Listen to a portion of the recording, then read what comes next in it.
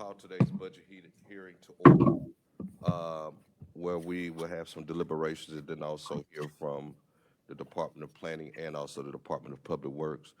Before we start, we have an announcement by President Lindsay.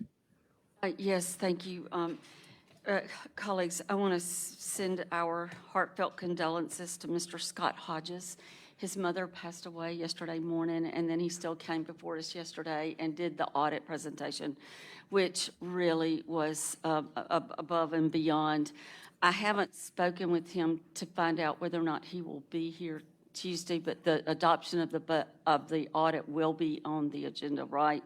So if anyone has any burning or pending questions or concerns, just please let me know, because we really do need to go ahead and adopt it on Tuesday so we can get started on the next audit. So thank you, Mr. Banks. Oh, no, thank you.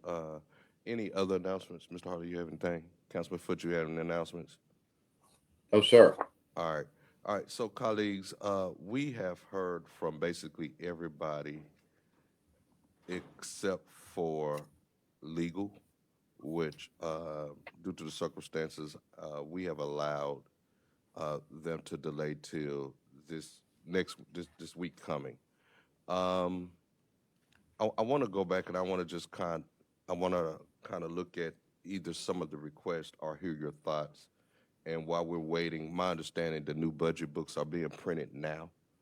And so while we're waiting on that, we could kind of go through these things. So, police department,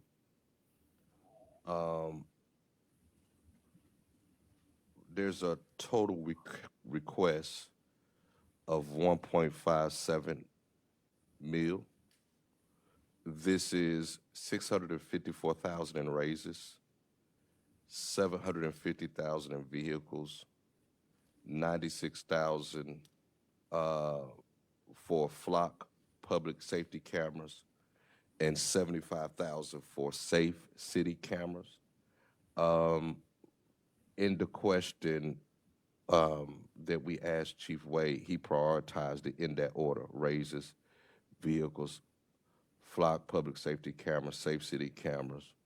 I did ask the question what he could do without, and of course he said the cameras, but that's 750,000 for vehicles is a lot unless there's money somewhere that we can move to do it.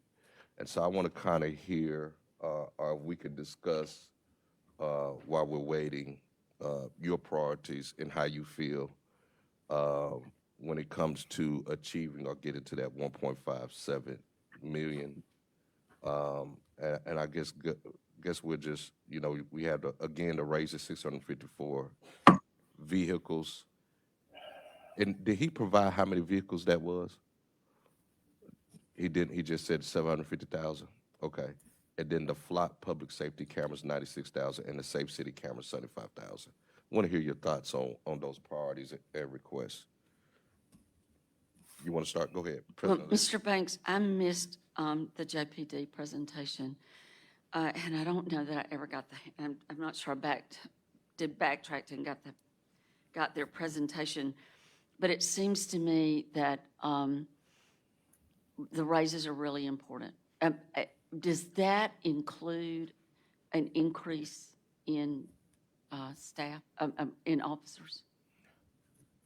I don't have that there, please, because I bought Public Works, but I don't think so. I think what it does is brings it to a comparable because the agencies around us are again increasing. And ironic enough, right after we finished our meeting, the next news story was Pearl increasing their officers and fire. And so I think it gets it to a healthy place of being more competitive rather than adding more. So, and then that leads me to my second thought. I mean, it's great that they're raising these officers and, to retain them, but police officers aren't very effective without a vehicle, a good operating vehicle. So I think I would want a little more analysis and he may have done this, and I'm sorry again, I wasn't there. But I think I would want a little more analysis on whether or not some of these vehicles could make it one more year. If he has to have, I mean, that's $750,000 for police cars. That seems like an awful lot of police cars. All right. I'm being informed from one of our clerks that it's 15 SUVs. Okay, so it's not necessarily patrol cars. Oh, okay. These are SUVs. You know, let me ask you this, President Lindsay. Wait, let me ask you this. 15 SUVs cost $750,000? Look, okay, I see it. A vehicle. I can't see it because I'm sitting yeah, let me- underneath it. That's 50,000. That's 50,000 Hold on. apiece. How much? 50,000 Tell me when y'all can see. apiece. Okay. We good? Huh? Keep going. I can keep going. Y'all Thank you. Oh, I'm sorry. I wasn't looking up. I'm good. Thank you. It may, I mean, now nobody can see it out there. I'm sorry. Currently, there are 213 operable police vehicles and 315 inoperable police vehicles. You know, one of the questions, Mr. Holly, remind me, didn't we ask about, well, if they're inoperable, they're not really selling them. I wonder what that inventory looks like.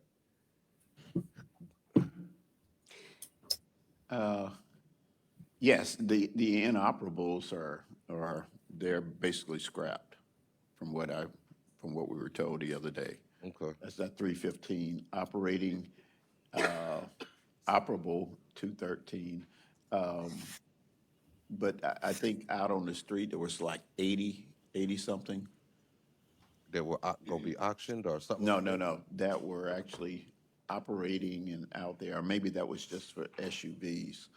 But my priority again would be vehicles. I'm not sure if 50,000 is a very good deal to pay per vehicles for 15 vehicles. Them new SUVs. Are they brand They new have to be SUVs? outfitted. They have to have a police package. put And they on. have to have a police package. Oh, okay, Yeah. okay. Let me ask you this, President Lindsay.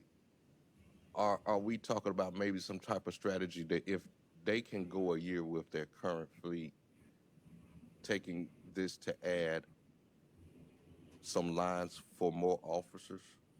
Well, if the chief isn't asking for more police officers, I don't know that,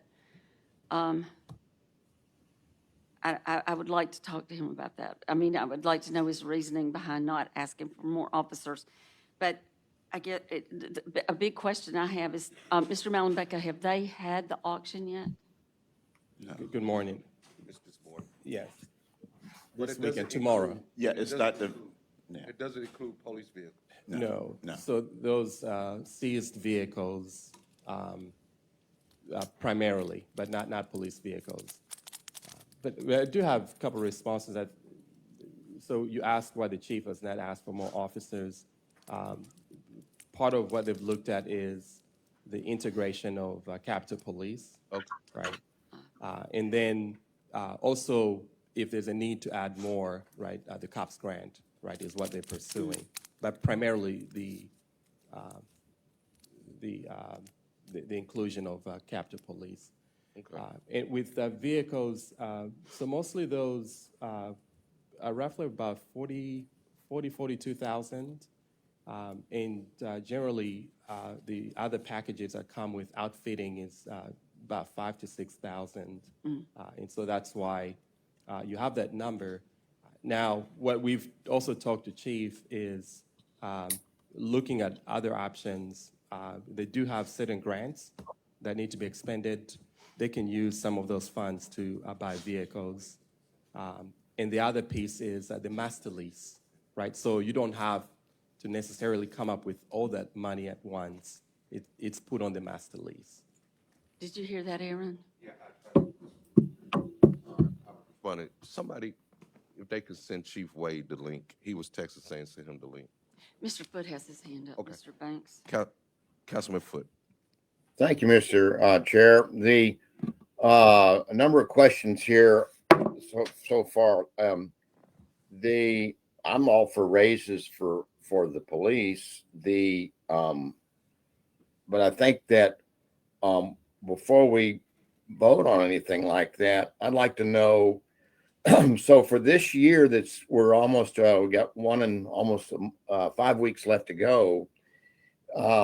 There's been an increase in the number of police officers. I can't remember how many we budgeted for, but I'd be interested to know where we stand in budget spending so far in the year ending September 30 of 24, because during part of that year, we would have officers less than we had budgeted for, I believe. So I'd be interested to know how many officers the current budget is budgeting for. I mean, is it 265 or is it 285 or 300 versus how many we've got right now, to know if there's any money left. In other words, we may not have spent all the money we budgeted for in the current fiscal year. That might be money we can use towards some of these goals or aspirations for next year, whether it's cars or raises. I'd also, at some point, we need to talk directly with the person out there in charge of the fleet, Tony Howard, that runs the motor pool out there at Michael Avalon, because there's hundreds of vehicles out there. A lot of them look like they're scrap. Some of them look like they may be repaired.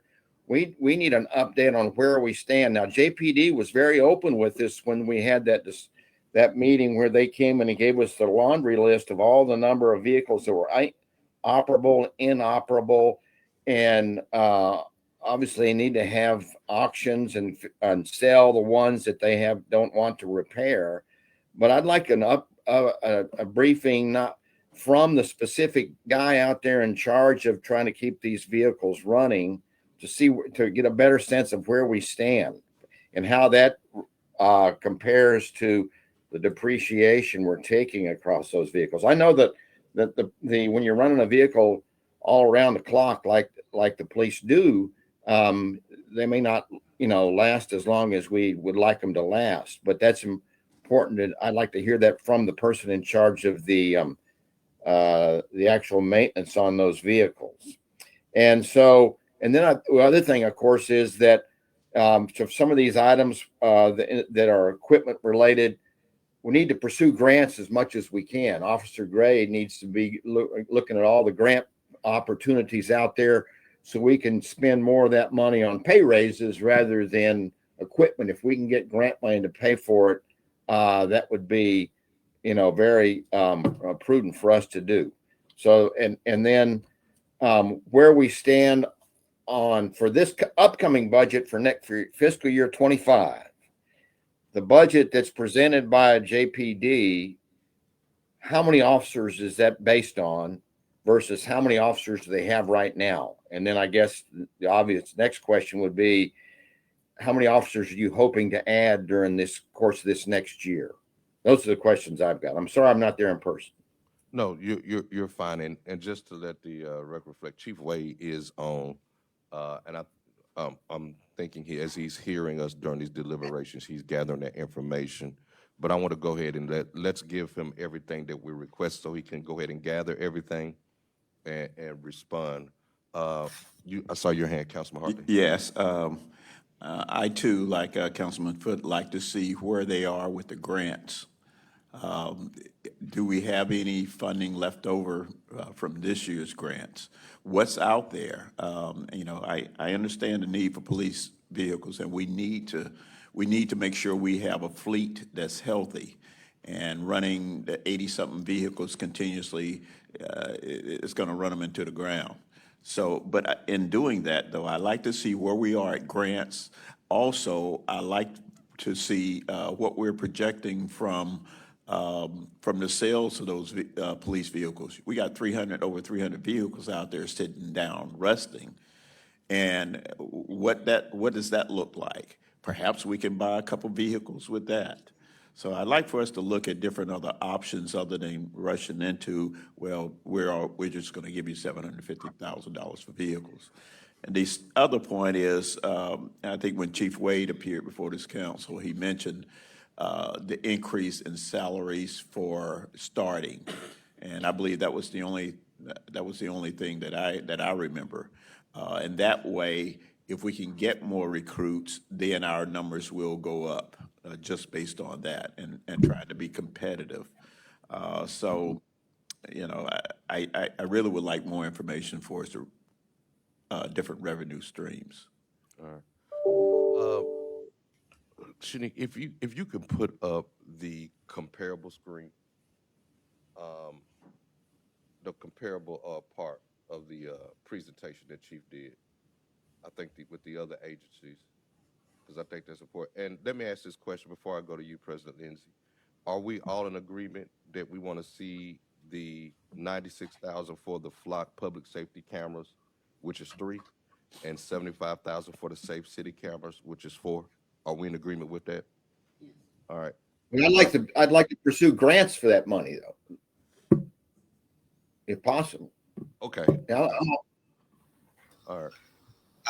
Good morning, colleagues. I would like to see us pursue grants for everything, everything under the sun, and then come back and use whatever money we have to supplement that. But we should not leave any stone unturned when it comes to grant funds, especially with, federal grants. This administration has been pretty good to the city. And I know there are a lot of grant vehicles out there, and we should be looking for them day and night. Thank you. Thank you, Vice President Griselle. So, go ahead, Councilwoman Lindsay. Did you want to?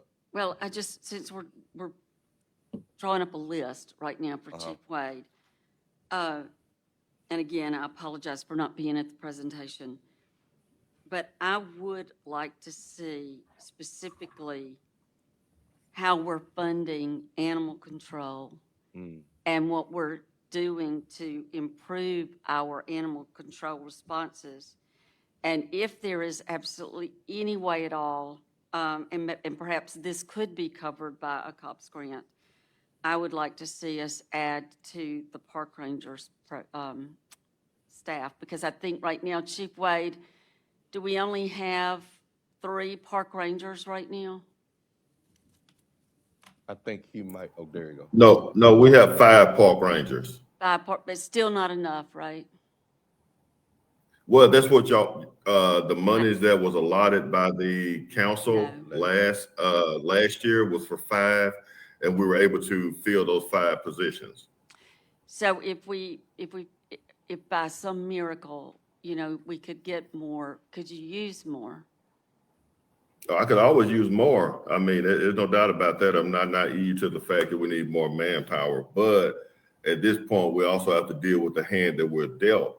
And right now, we've made a lot of progress over the past year.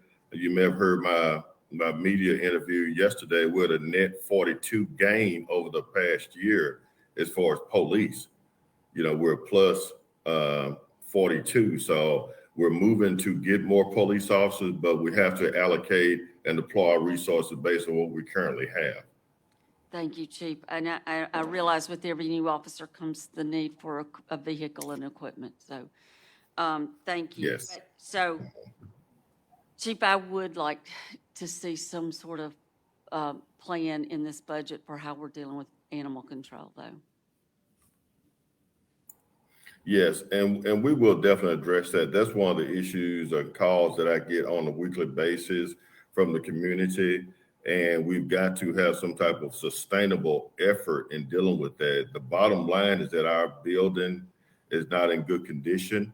It is probably at a point where, yes, we can do renovations, but we may need to start talking about in the future down the road about what a new building looks like, because our population of animals, stray dogs, stray cats, raccoons, possums, even calls that we get about dead animals is almost overwhelming. And we have got to have the capacity to place those animals, pick those animals up. And right now we're steady accruing bills that we're having to pay the Mississippi Animal Rescue League, all the time for animals that we take to them, because we don't have the capacity to house them ourselves.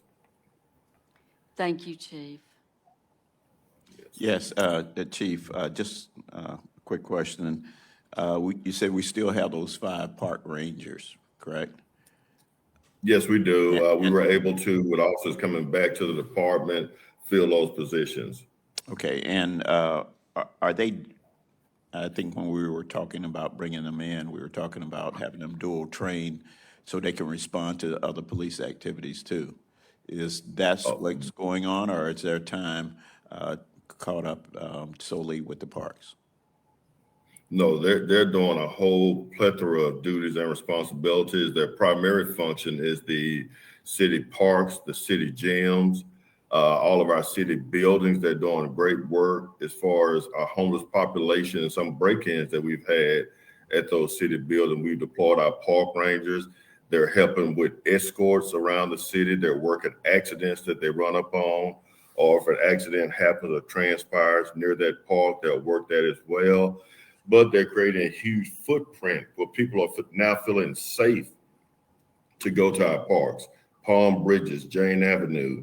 We have a strong presence at these parks, battlefields, so people actually feel safe now going to these parks and exercising, or having a picnic and things like that are important to their quality of life. So they're doing an amazing job. I was out with them last Saturday, and they were up at LaFleur's Bluff, doing some work up there at the Natural Science Museum. So they have really filled a huge void that we missed for about a decade in the police department.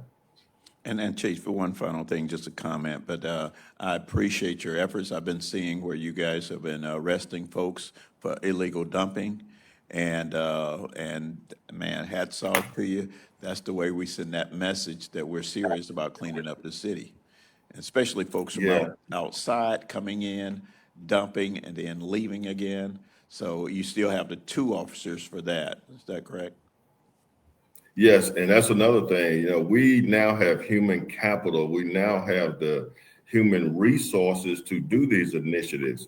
Both of those officers who are neighborhood enhancement officers who focus on illegal dumping are returning JPD officers, and they're doing an amazing job. And we're getting great community and public feedback on these arrests for illegal dumping. I actually have a news media outlet that's going to be in my office shortly to talk about illegal dumping, because we cannot, like you stated, Councilman, continue to let these people come into Jackson, dump their trash, and then go back to their communities. We're not going to allow it to happen, and we're going to continue to make them famous and have a zero tolerance for that. Yeah, let's make them famous. Thank you, Chief. Yes. Thank you, sir. Thank you for your support. All right, so just quickly, this question, it could be answered by finance or police.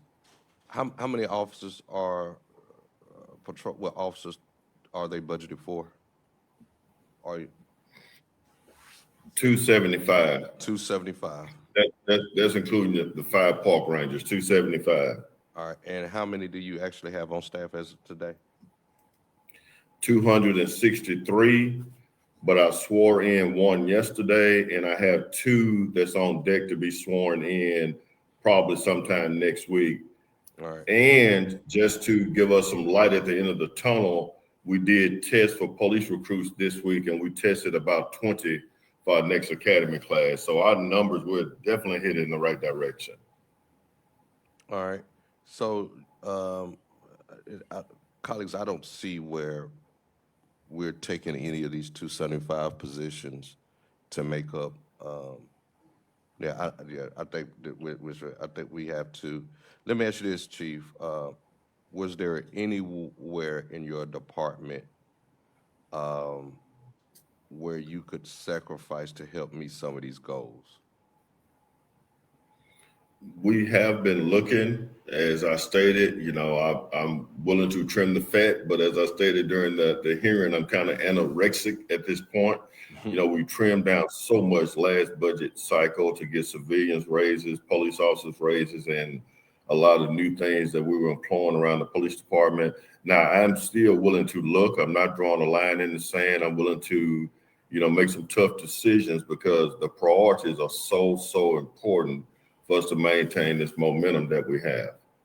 Okay, all right. And the 750,000 for your vehicle request, those were 15 SUVs? 15 SUVs that would be assigned to patrol. They would be the orange and white patrol units. And yes, sir, that to answer your question, yes. And if this body, you know, decided to accomplish the raises, could you go the rest of this fiscal year with the vehicles you have now? No, no, that would be unrealistic.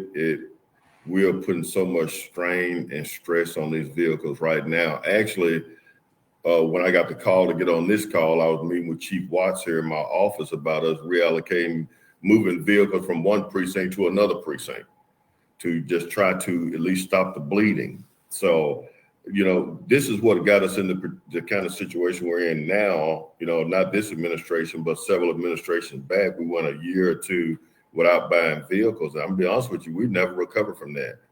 We never did. Okay. All right. So your vehicle, your flock cameras, and your safe cameras, those are all one-time costs. And then your raises, of course, is in perpetuity. All right. And again, Yes. at least it's about basically $1.6 million that we would be looking for. All right. Yes. Go ahead, Yeah, Chief. You want if I could add something, and as I came on the call, I heard the conversation about buying vehicles with grants. Yes, we're already doing that. You know, with our JAG grant, we were able to get 5 vehicles. We also have another grant, CEGIC, where we're able to get 4 vehicles for that as well. So that's a total of, and we also have another grant where we're possibly getting another 4 vehicles. So we've gotten 9 vehicles via the grant, but some of these vehicles have specific roles. They are assigned to investigations. We're talking about CEGIC because it's an investigative component. So, you know, the vehicles we're asking from the council will be vehicles that will be going to patrol. So to answer your question, or at least to make a statement, we purchased 9 vehicles via grants. We have another 4 that we're in the process of trying to get if we're approved for the grant. So we know that that's an option. We know that it's a viable option, but we also know that grants have a grant cycle. So even if we say, hey, no, we're not going to get these vehicles, we got to wait. We won't know anything until 2025 as to whether we can purchase vehicles via any new grants. Okay. Yes, President Lindsay. Yes, thank you, Mr. Chair. I see. Chief, thank you for joining us today. I wanted to, Yes, thank you. first of all, say congratulations on retaining as many officers as you have done. I mean, to only be down 12 officers is really remarkable. I wanted to ask you, though, those 12 officers, do you have any idea how many of them left because they went to a job with higher pay, or how many of them retired? Are you talking about from the 275 since last year? 3. Because I'm sorry, say it again. At one point in time, you were at 275, I believe, unless I misunderstood. No, we were close. No, we were close. We were like 270, 269, 271. We were close. But yes, we did lose some to retirement. And some of those were in our recruit numbers, and we had individuals that quit the training.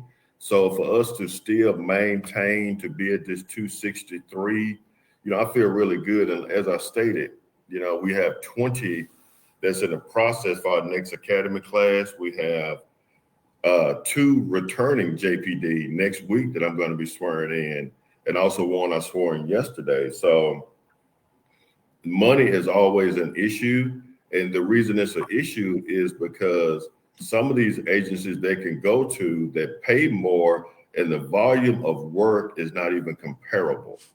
You know, we're answering 6,000 calls for service, you know, a week, when they can go to one of those bedroom communities and may answer, that individual officer may answer 20 calls a whole week. When our JPD officer may answer, you know, 10, 15, 20 in one day. So the volume of work, the money, but I think that we have changed the trajectory where we're getting more in than we're losing, because I remember when we were at 500. I remember we were at 478. Now I remember prior to COVID, the numbers that we were at, and probably over the past 5 or 6 years, we lost almost 200 police officers.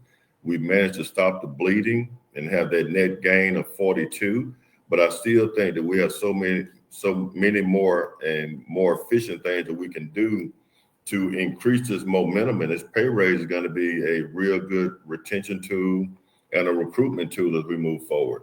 Thank you, Chief. That answers my question. So you don't, right off the top of your head, you don't know, though, of anybody who left for higher pay? Not really, not really, Okay. good. because right now we are at a good place, Yeah, but the pay scale is being moved up. of course. Flowood has moved it up. Madison has moved it up. Pearl, which I went and met with the chief over there, they've moved it up to 50. JPS has moved up to 50. So every year the scale is going up. I And don't, yes, I'm sorry, Chief. I want to just add that I don't think there's anyone here who doesn't appreciate the fact that we've got to keep the pay scale moving up, because we have reached a place where you're able to retain and not lose. And we understand that that is an ever-moving target, and we just appreciate your Yes. efforts, and congratulations on being able to stop the bleeding. yeah, it was a benefit to the whole city. And the thing about it, just one more thing, and I know I don't want to hold your meeting up, we can now be proactive with the different units that we have, with the cold case unit, the neighborhood enhancement unit, the community engagement, the action unit, intelligence unit. We can do things proactively now that we could not do before. Only thing we could do before was answer calls for service, essentially. Thank you. Councilman Hartley? Yes, Chief, before you get off, one thing is, look, we're in the middle of a bidding war with these other communities. And is there any end to that? Or can you guys just get together as chiefs and say, look, this is getting ridiculous here. It's impacting all of our budgets. Yeah. Is there any end to that? And then I have another question about No. cameras. To answer your question, no, there isn't, because we know that when the state goes into session at the first of the year, they're going to be looking at increasing NBN, MHP again, Capitol Police. And for these smaller agencies not to lose their people to the state, they have to continue to move their pay scale up. So no, and I'm not saying because I got secondhand information. I've gotten this from chiefs in the metro area. Okay. My other question is about cameras. Do you guys have, or could you check into how more nonprofits can have access? We have a lot of neighborhood associations out there. They would love to have cameras around their areas. Is there a packet, or could you just check into it and just give me a reply back offline? Yes. But we have a lot of folks out there. They have intersections. They have things around their neighborhood they want to keep tabs on. And if there's money out there that can go not to the city, but to the nonprofit, then that may help you in your crime fighting capabilities. Yes, and I think that's an excellent point. And most community meetings that I go to, they're very active. I say Brookwood, Mayfair, Queens Neighborhood Association, and several of the ones in North Jackson. They want these cameras in their area.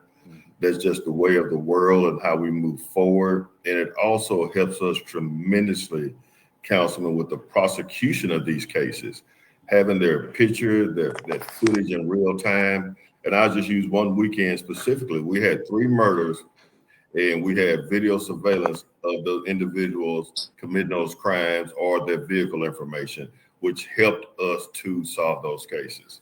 Okay, and thanks, Chief. But if you could have your grants person maybe take a look, and again, it's not directly JPD, but it will help in an overall way. It may reduce some of your needs for cameras if nonprofits can get them. Thank you, Chief. Absolutely. Thank you, sir. Chief, before you leave, I want to ask Mr. Fidelis this question, Mr. Malamecca. these requests, and I don't know because I wasn't here, but anyway, these requests from the police department, are they already in this budget, or is this money we need to find? So the raises are not, right? Those would need to be funded. With the vehicles, so they already have a budget for about 375,000. That's what they typically have on a yearly basis. But also they have access to the master lease. And so that's, something that needs to be considered.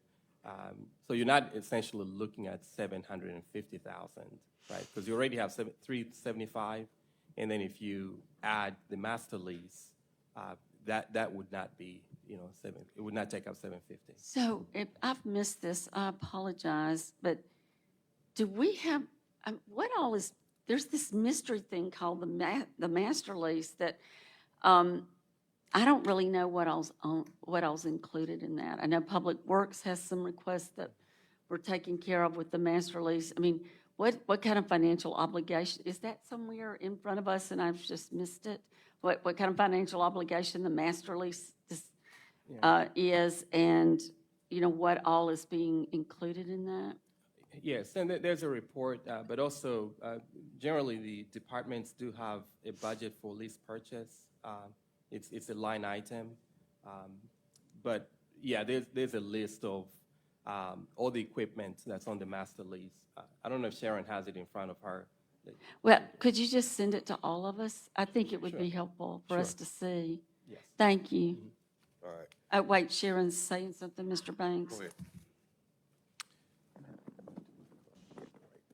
Yeah, I'm looking at it, and what I was just looking at is the police's master lease rolls off in this year, so they don't have any master lease payments for next year. Oh, So it really wouldn't be that much of an ask to their budget because they won't, and the thing about on the master lease, what it is we go out for the loan for the amount of dollar of equipment that we're going to get that year, and we spread it out over 3 years. And the police department, what was happening there is every year something would roll off, so we could add something. got it. So you weren't really increasing anyone's budget.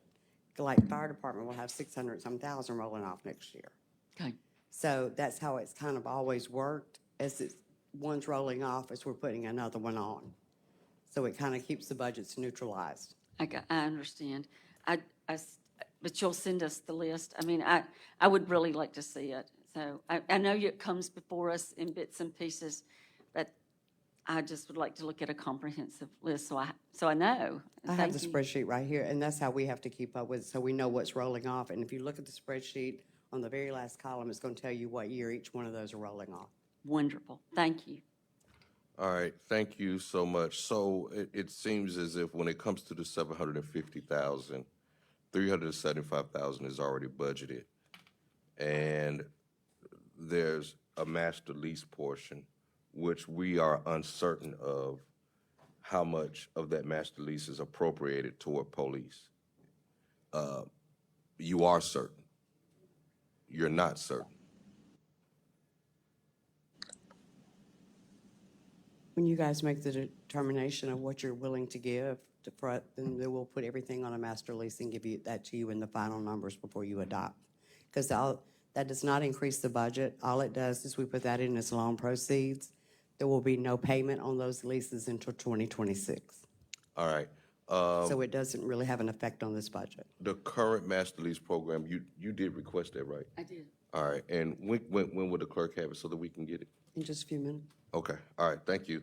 All right, so, ladies and gentlemen, I think we're good with police. I guess it's safe to say that we might be able to back that 750 out, and look at the raises, the flock public safety cameras and the safe city cameras. Let me ask this question while we still have Chief there, and I want to go back to animal control. I guess what I'm looking at, total operating when it comes to animal control. And just to be direct, I know that you will still need officers that either enforce or go out. But if we were to look at, and I know this came up, but I just wanted to bring it, highlight it back up, privatizing the portion that we're doing so poor with,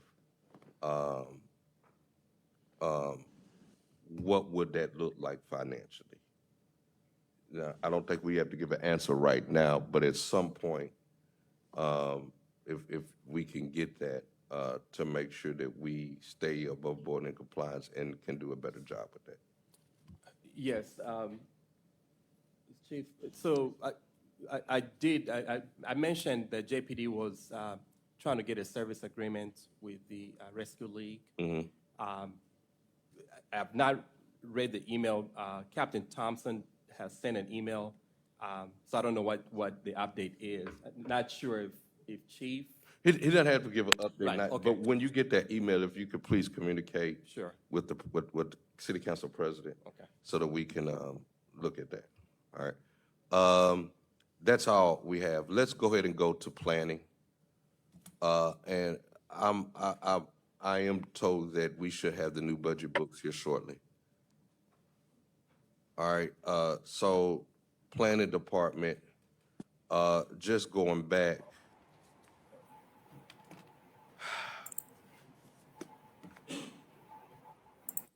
I guess we could start with the, let's start with the commercial. Hey, good morning. While you getting ready, let's start with the commercial side first, and then we can, after the commercial, we can go into your code service wage comparison. All right. You giving us presentations like you an accountant. All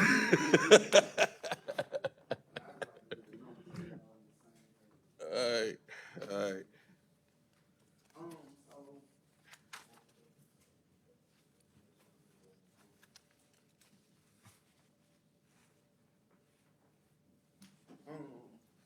So with the commercial.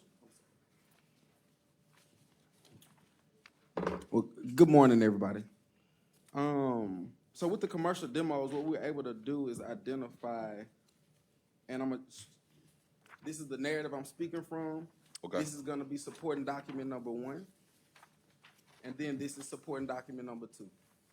So, with the commercial demos, we were able to identify 45 commercial properties totaling about $2.3 million for demo. As you could see, we broke down, what it would look like if we got everything in one lump sum, or if we broke down the 45 cases over a 5-year period and did 9 commercial demos per year for 5 years. That would be a $500,000 ask per year for 5 years. And option C kind of broke down the top priorities, if you will, of those that are more highly visible. We also identified in the supporting document on page 3, it lists the top 11 active commercial demos. So in there, you will see Hotel O, you will see South Down Arms, the Coca-Cola plant, and on average, those are about $200,000 a piece. The most expensive one was the South Down Arms one, that's at $300,000. And then we had a lot of them that was between like $15,000, kind of lower cost items. So yeah, 2.3 million is pretty much the ask. Over the last 4 years, we've spent $700,000 on commercial demos between 2021 and 2024. But yeah, for the most part, we're looking at a total universe of $2.3 million with 45 commercial demo cases. So let me ask you this. The top 11 active, which are eyesores across this city, is estimated cost, you have 1.8 million. Yep. And just for an additional 500,000, you can do all 45. That's correct. Colleagues, that would accomplish a lot, and as we look at this, and I appreciate your phase plan You know, when you look at, you know, spreading it out over years, whether 9 or 6 years. Colleagues, I'd like to hear, as we move, your thoughts on this commercial demolition line. I have one question for you, and that is, you know, I'm an old trash guy, okay? But is it possible that we can get companies to come in and salvage some of that material? We have metal, we have copper, we have, in some cases, bricks. I mean, have we examined that, or are we just looking at paying demolition fee and disposal fee into every one of these facilities? Yeah, so what you're seeing now is just demo, disposal fee, doing things the way that we currently do them. It's not a worse idea especially if we plan on doing a lot of demos consistently in a short period of time, that could be ways of making money or reducing the overall cost, but that would require some additional, like that's an additional, I don't want to say more staff than what we're about to talk about next. Additional process. Yeah. Yeah, additional processes and human capital to be able to actually monitor, like, to manage that process. Can you, have you had, or perhaps we could have discussions at least with some companies out there? I mean, if we have this whole big list, and this is just a drop in the bucket. Yeah. But we have this whole big list, and there's an opportunity for a company to come in and recycle and reuse a lot of the materials, then we might benefit from that. Absolutely. Or you might be able to, they may be able to demolish it, and then we pay the disposal fee. Yeah. There's just, you know, Ways to work another it. way to look at it. Yeah. Another thing that we was considering too, have not had a chance to run the numbers on it, was what would it look like? What would be the model or the financial scenario if we bought equipment and did the demos ourselves? You know what I mean? That's another conversation. Yeah. But, you know, we've been considering various different models, but this is going with what we currently have the capacity to do in-house. Right, and that's just using taxpayers' money directly to get it done. Yeah. But I would encourage you to have those conversations with businesses out there. Yeah, great idea. Now, what Councilman Hartley said is smart, and I think it's easier said than what we're thinking. And those of the old school Jackson will know. Y'all remember Birdsong? Over off McCraven? They got all the, I think it's Birdsong, but nevertheless, they would pay, like when they did a lot of the demos and stuff on Mill Street, they would pay to get the crushed concrete and then set, you know, they would pay whatever entity to get the crushed concrete, then they would sell that crushed concrete to people to make driveways or whatever. And it seems like, you know, you could get an assessment on what they would pay you for the crushed concrete. And it ain't nothing we got to do. They want it, they'll come out, they'll crush it themselves, they'll put it in the dump truck, they'll put it in their little field. And when people in Edwards or wherever want crushed concrete driveways and all that kind of stuff, or want to use, you sell it to it. And, you know, Councilman Hartley, I think that's brilliant because that immediately brings down. The cost, yeah, and just at least put the feelers out there. Right. And if we have to do an RFP or whatever, we can get them to compete on demolishing and claiming the material. Yeah, gotcha. Yeah. So, Great idea. again, I'm just looking at. I would definitely look into that. Yeah, I think it's Birdsong. And if you, any, I just need one model. So if you know somebody that done did it, just all I need to know. So, I mean, usually what happens is when people are building stuff and they're looking for crushed concrete or recycled asphalt, that kind of stuff, those people that carry those loads that usually do dump trucks, you know, they know, oh, they just tore this down over here. That's correct. I'm going to go and, you know, and they got somebody to operate. That's why I say it's a little network. It got to be a network of people. It It's is. like they're reclaiming and then they're reselling on the retail side. So I just need to know one of them. Birdsong, I believe. I'll check it out today. I think Mississippi Manufacturing, or MML, over there near the railroad track, on the opposite side of Capitol Street. Okay, they get in concrete, they crush it up, and they resell. But yeah, that would be a good contact. I like it. But there's an industry out there, is what I'm saying. Yeah, I like it. We'll go find out. Good idea. So colleagues, Mr. Banks, I just Yes. want to add one more. If any of these buildings do have historical context, you know, Old House Depot is one of the places that will come in and salvage as well. And it would be wonderful to see some of these historic, a mid-century is now historic. Yeah. So it'd be wonderful to see some of those materials get a second life. Absolutely. Agreed. Go Moving ahead. on. Okay, cool. So that was for the commercial demos. The next item we were asked to bring back before you all were the code services employee wage increases. This is going to be supporting document for that. We determined that by increasing our current staff earnings of $2 per hour. I'm sorry. We determined that our hourly wage was $2 less per hour than our regional counterparts. So noting that our numbers reflect an increase in that amount for the current 24 employees, plus an additional 13 new employees, resulting in a $2 million ask, which includes $175,000 for 6 vehicles. So, at the top of this document, and I don't know if y'all just got questions. Go ahead. Okay, cool. So at the top of this document is inspectors, and then at the bottom is code services. So I mean, it's code enforcement. So you got officers and research techs. So currently we have 24 total. We're talking total employees. We got 24. And we're asking for an additional 13. That'll bring us to 37. Right now, our total wages right now is $1,084,000. If we took the current employees and increased them to a competitive wage, that will bring our current salaries to, the new salary to from 1 million to 1.2 million, for lack of a better word. So it's a 10% increase. If we increase the salaries for current employees and then added the additional 13 employees, that'll bring our current, our new salary to from 1 million to 1.8 million. So that would be a 40% increase. But, you know, including the vehicles, we're looking at a $2 million ask. All right. Question, can you break this down into a phase plan? Like this year, it'd be good if we start with Yep. 5, 7, you know, whatever. You could break this down to a phase plan so that we can look at various options. Yeah.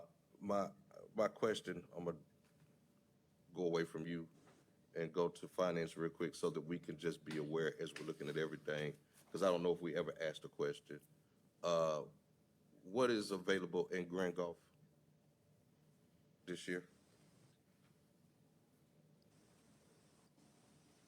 Are we waiting on the new budget books for that? We're waiting on new budget books for that? Okay. All right, so we'll wait. Is there any balance? Okay. So maybe another 5 or 10 minutes, and then we'll be able to get that. All right, colleagues, so all together with a wish list and a needed wish list that I will add, we're looking at about 4.3 million. 2.3 for the commercial side. If we were to put that in a line item for commercial, this does not mess with the residential demo in grass and weeds. And just for record, your residential is 3, 4? 337. So your residential Including demos, Demos plus grass and weed. so it's not broken down. No, so you got 237 for demos and 100,000 for grass and weed, but they've been using a majority of the grass and weed money to do the demos. I got you. So 337 for residential. That's correct. And then if we wanted to do all of this, about 2.3 would go in that commercial line. And then we're looking at about $2 million to get code services where it needs to be in order for it to be impactful. And then he's going to also provide us with a phase plan. Mr. Thanks. All right, we want to yield to Mr. Griselle first? Yeah. All right, Councilman Griselle. Thank you. Roughly how many residential properties can we demolish or clean up with that 300,000? I recall the number being plus or minus 30 per year. That's not enough. No, not. I'm sorry. That's just not enough. I'm still waiting on properties to be taken care of from 3 years ago. And we've got to clean up these neighborhoods. I'm sorry. We just got to clean up these neighborhoods. Is there any more? Can the numbers be tweaked a little bit more? Maybe go back, do some homework. Maybe, add one, carry the one. I don't know. Whatever we got to do. All right. We've got to clean up these neighborhoods. Yeah. Just 1 second. Follow. How many could you do if you had $1 million? So it's on average, it's 7,000. Hold on, give me a second. If I had $1 million, So basically, on average, 7,000 per property. that's correct. Divided by 7,000, 143. 143 properties. 140. Okay. You want to go? I would even be satisfied if we could just do 100 a year, but 30 is just not acceptable. I agree. Some of our neighborhoods got 30 houses. You're absolutely Because right. again, we got a backlog of about 800 cases. I mean, if we looked at it as trying to accomplish a goal over a 5-year period, then you could just phase it based off of that. Because the thing about it is, fortunately, to some degree, there is a finite amount. We know that properties kind of get, in quote, dilapidated, over a period of time, but we know there's a finite amount of what's dilapidated and reported in the system right now. So to put a strategy together to address what's finite right now, I think will be beneficial. And then you grow from there. Once you get maintenance after year 5 or 6, and now as long as you got the human capital in place, you should be able to kind of stay on top of it. Another Okay. question. All right, go ahead. Where are we? Thank you. Where are we in terms of the liens that are getting placed on some of these properties? Are we collecting some of these liens? Have we checked up with the tax collector's office to see? Have we received payment for anything? That would be a Samantha question. She in the lobby.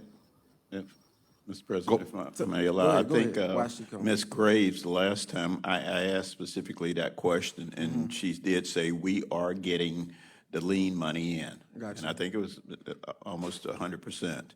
But we need more, and, but I think the last time we asked that maybe a month or so ago in the discussion, she did say that it was operating successfully. And that's what we're being told. She coming right now, but that's what I'm being told. But as far as seeing it and how it's impacting the budget, not necessarily so much. Samantha, we need you to talk about liens. All right. And how much have we collected in liens? I have to get the number on how much we have collected. Some people are paying- Speak it to the mic more directly. I have to get the number, how much we brought in, through liens. Some of the people that's paying back, they paying through the payment plan. Okay. But the program is successful, though. Yeah, it's generating. As long as it's not a state property. Some people are complying with the payment plan. Okay. Let me go to Councilman Foote, and then I see Mr. Mellenbecker has the, Councilman Foote. Is he froze? Mr. Chair, I hear you, but you're in and out. As he's frozen. Mr. Brazil asked my question. Okay, so Mr. Grizel did ask your question. No, I'm done. Thank you. No, Council President Lindsay was saying that you asked the question she had. Oh, okay. Yeah, so. Great minds. Mr. Foote, if you could text the clerk your question, Mr.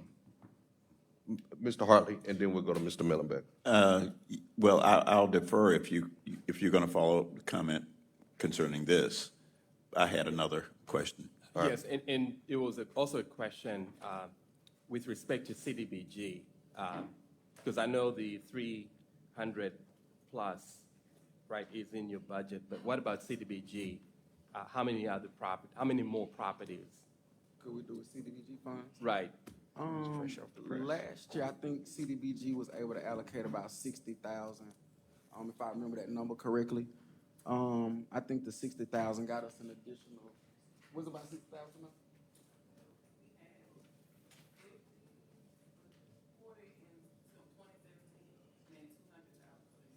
Okay, cool. So that's like 240,000, 2 years? So we got an additional 200,000 to CDBG for this current year. So, and I don't know necessarily, I mean, that could be allocated annually, as long as it's in the annual plan. So yeah, we can add that on top of the 237 that we have. Right, and I just wanted to ask that because Councilman Griselle just shared a concern that what we mentioned was a low number. Gotcha. But that was not inclusive of CDBG, right? That's correct. Yeah. Yeah, that's correct. And two, again, like when you get one-offs, like with what Representative Crudup did, you know, again, that's a one-off, you know? Yeah. So we can keep getting maybe some of our other legislatures if they can do the same thing he did for their ward, their districts. And that's appreciated, but we can't plan on that. That's correct. Colleagues, I don't know about you, but I think that when it comes to our communities, these dilapidated properties and these dilapidated commercial properties, South Down Arms is on Raymond Road, is right across the street from your ward, Mr. Hartley, but then, you know, your people see it, they see it all the time, it's been there for years.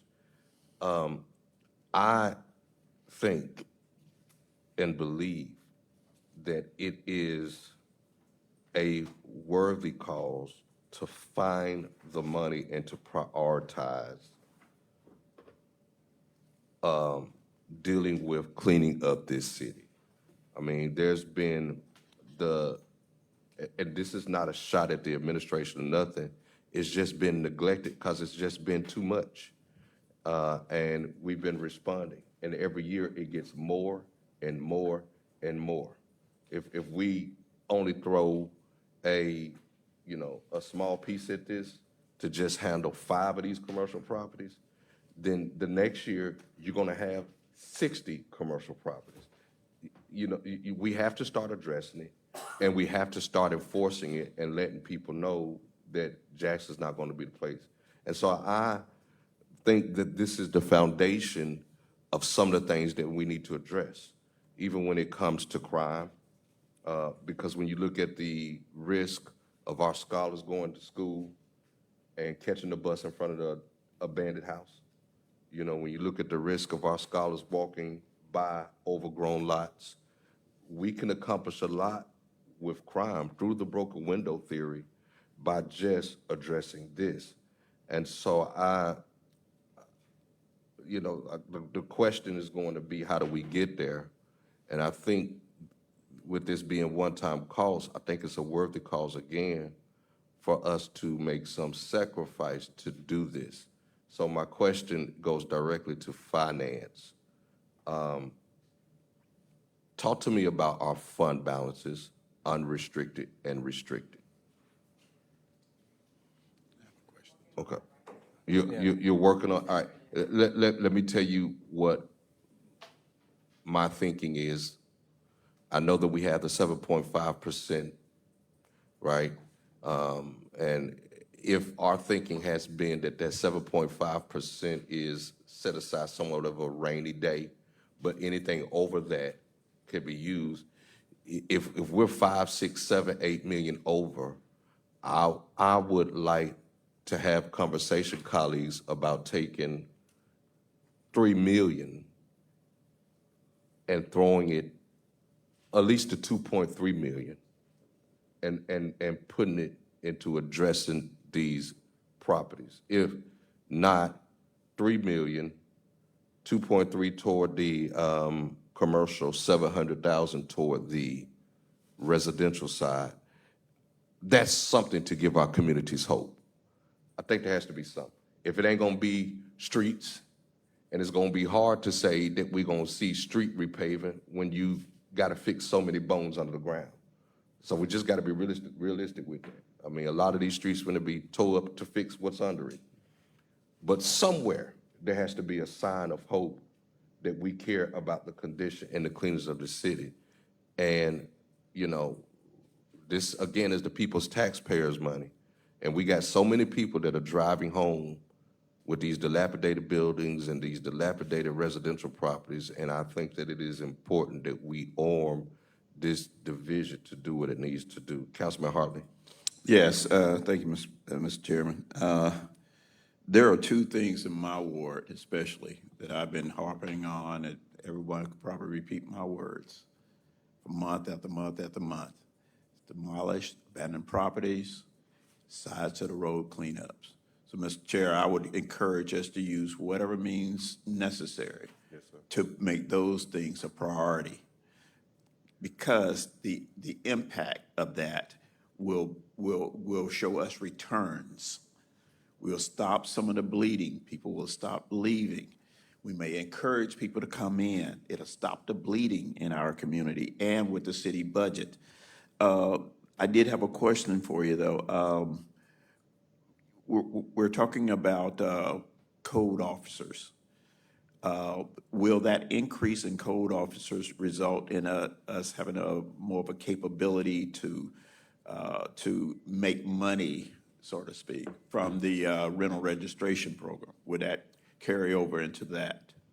Again, I think that the space where we can look at any potential surplus from rental registration is gonna lie in the judge's definition of excess surplus or the impermissible tax. Once we find out what his gray area is, we model the numbers based off of that. But you know, right now we're not inspecting 100% of the units that we're charging for. If we staffed up, or when we staff up to do that, the expense, right, to accomplish that deliverable, we're not seeing where it's going to yield, in quote, a lot of money. Okay. Yeah. Okay. So that basically answers my question. We'll be managing the program, but don't expect a huge return. Yeah. Right now, I'd rather bring y'all some new numbers based off of what the reality is of the program. Okay. But, And but to know, not to expect a lot of money. And one final note,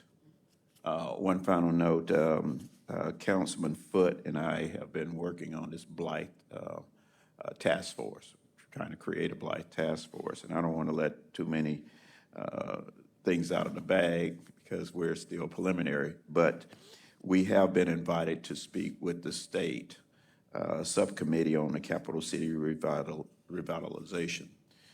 And if you can get some information to help us in that presentation, especially when it comes to state properties, when it comes to abandoned properties, we will push that message that we have a sincere need. Again, as Mr. Chair has mentioned, we're not going to count on this, but we're definitely going to reach for it. Gotta try, yeah. Right. Absolutely. So if you could help us in that preparation for next Thursday. So what I'll do is I'll reach out to you, or maybe even get on the phone and just talk more about exactly what you think you might want to know, and we'll get that to you. I want to get as many statistics as we can. Thank you, Mr. Chair. All right. Councilman Griselle, we'll go to you, and then after that, President Lindsey. Thank you. Something Councilman Hartley said made me think about something that was stated, I think, last week. Has there been any more conversation about JPD assisting with code enforcement violations? I remember when code enforcement was under JPD, and they were also helping with, citations and all that kind of stuff and inspections. Has there been any more conversation between Department of Planning, Code Enforcement, and JPD to kind of mend not what's broken, but what's really not working? Because I know that you guys are stressed and JPD is stressed, but in between the two, the ordinances, the laws they're just not being enforced in some instances. Right. So, and I hope I stated that where it makes sense. Yeah.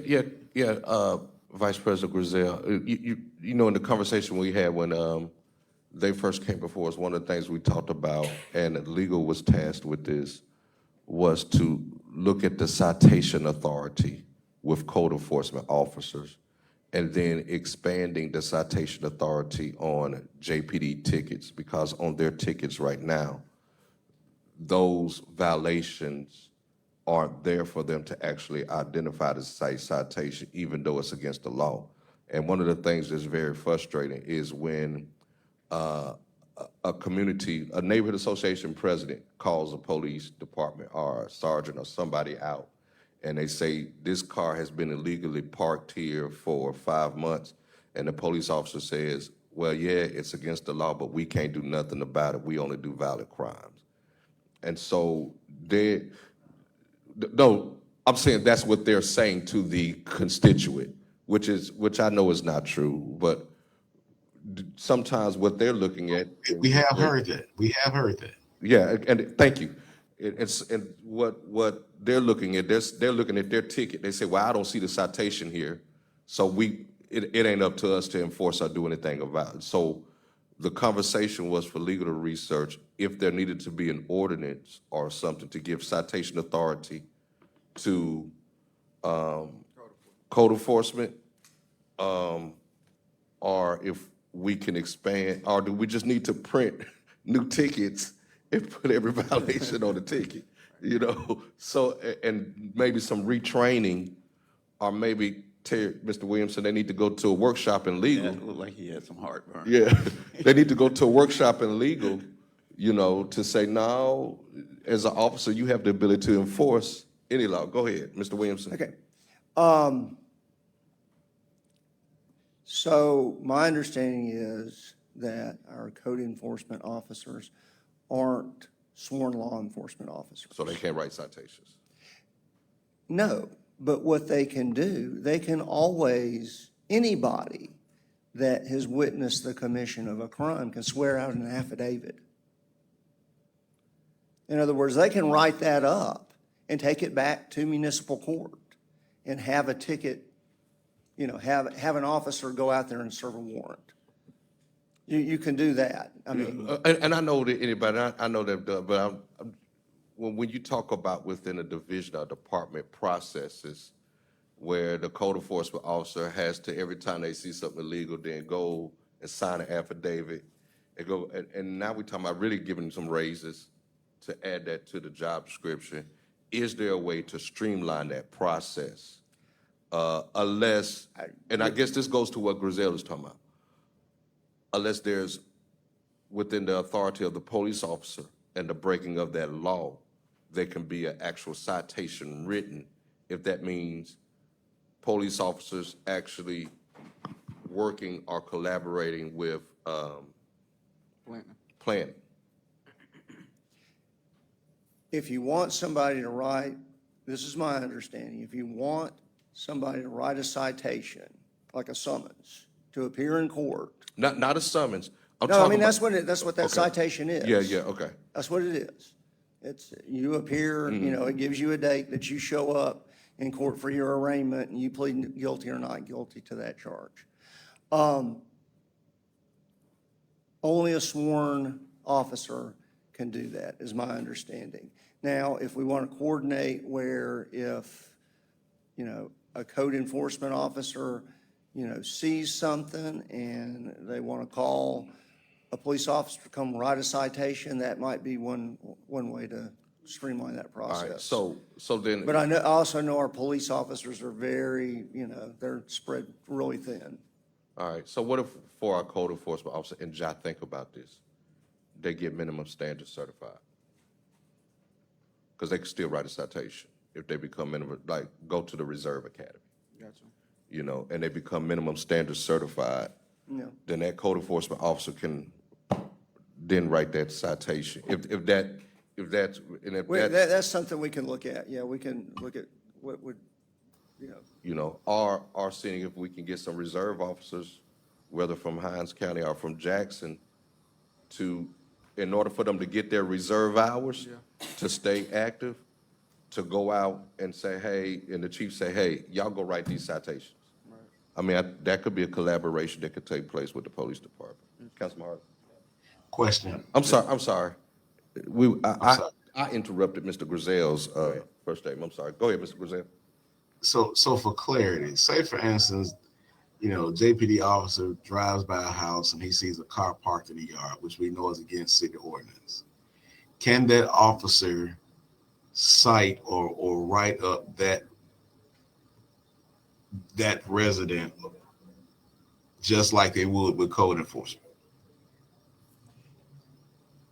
If that is a violation of a city ordinance, that is a misdemeanor for which a sworn officer can write a citation.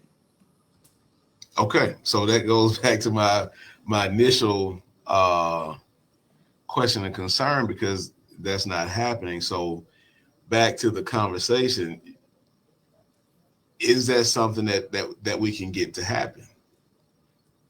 Is that something that the two departments, the police department and the Department of Planning, can work out to put that on their officers' radar? Because my office, I know for one, is getting slammed with calls about this. And just to say it again, Mr. Williamson, there are tons of neighborhood association presidents who are frustrated because these officers, whether on duty, some in leadership, say to them, we can't do nothing about that. And then they have the audacity to say, your councilman or the mayor can do something about that before I do something about that. And they say, we only here to fight crime. That is what has been said to many neighborhood association organizers and presidents across the city. What I'll say, and speaking to your question, Councilman Griselle, I have not had a direct conversation with Chief Wade, but what I will say is this is an all hands on deck situation.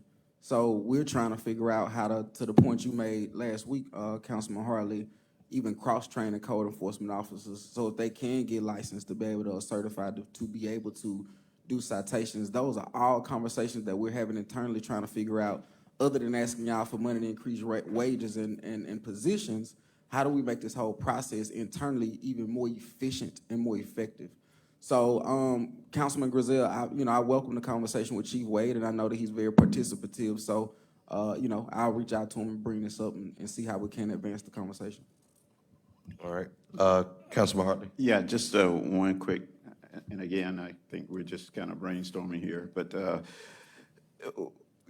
Chief Wade has asked for additional officers. What if we have a stipulation where maybe 2 or 3 of those officers have part of their time to enforce it? Because I think it's a lot cleaner when actually those sworn officers with badges and guns go in there and say, hey, you've been served here.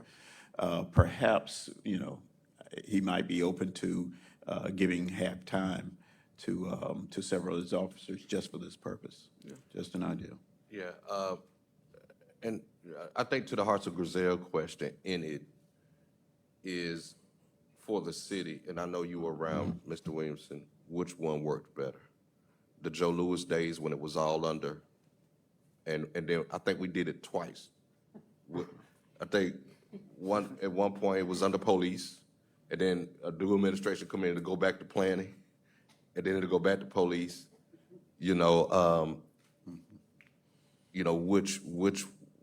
Which one has worked better? And that's not nothing we want to talk about now, but it's something that's definitely on the table. Well, go ahead, hands are jumping up all over the place. I'm sorry, I was just going to comment on Go ahead. basically what you were saying, if you don't mind. No, go Just for a second. Thank you for your turn. I was with Jackson Association of Neighborhoods, and years ago, we actually did a study. At that time, it was under the police department.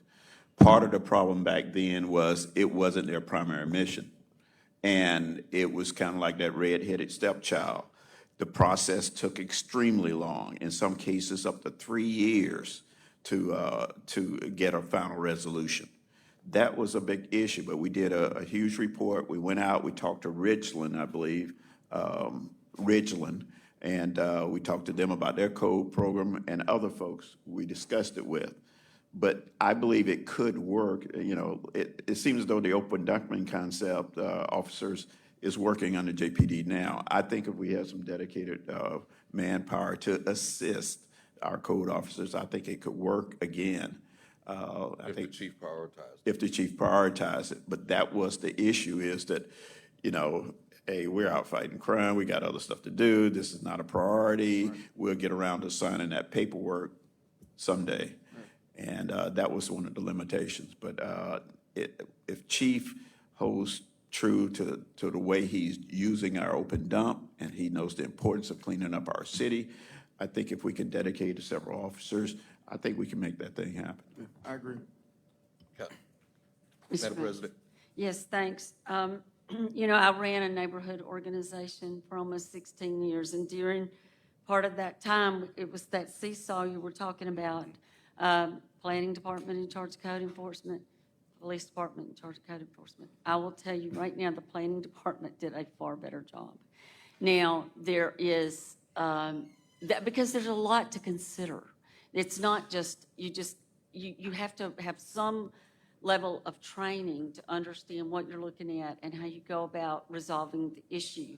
Sometimes you can knock on the door and work with a property owner, and they don't necessarily immediately have to have a citation. It could be an elderly woman who has no help. I mean, and I know our code enforcements, it really is, in some instances, community outreach.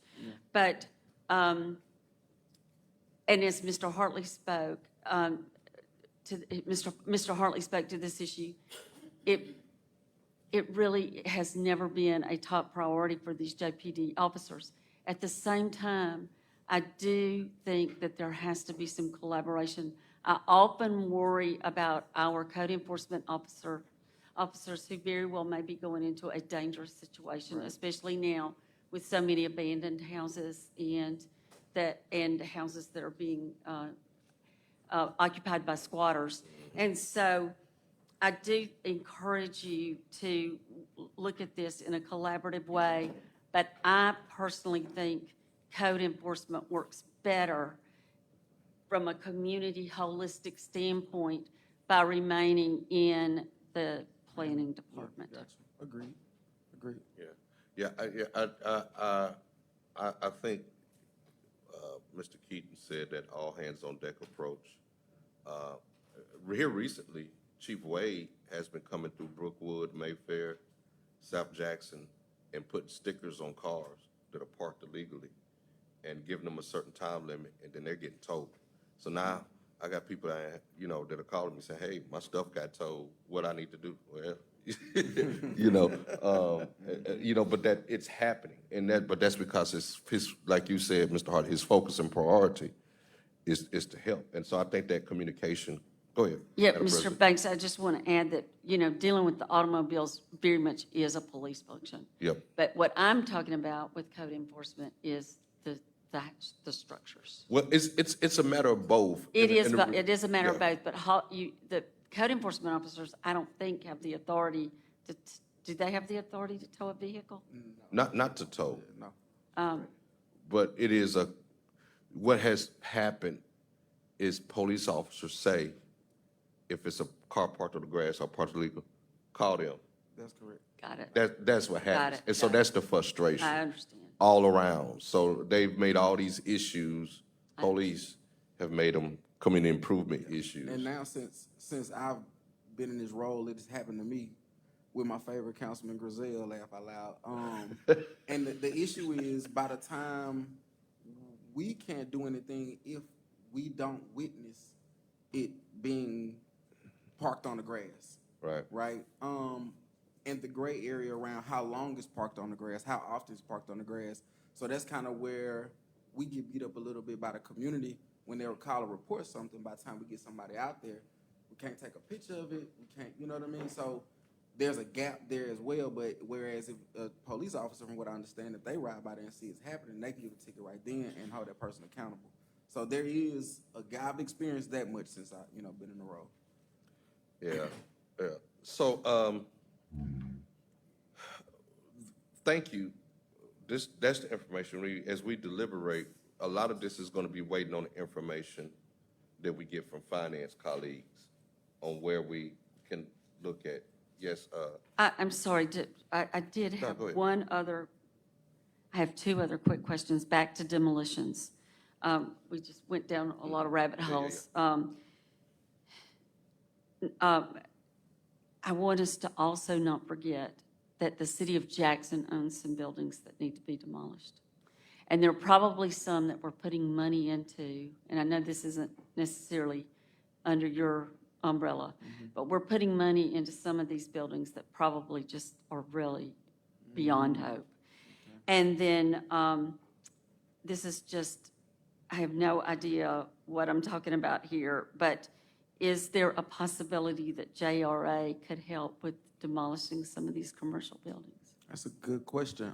It's a conversation we can have.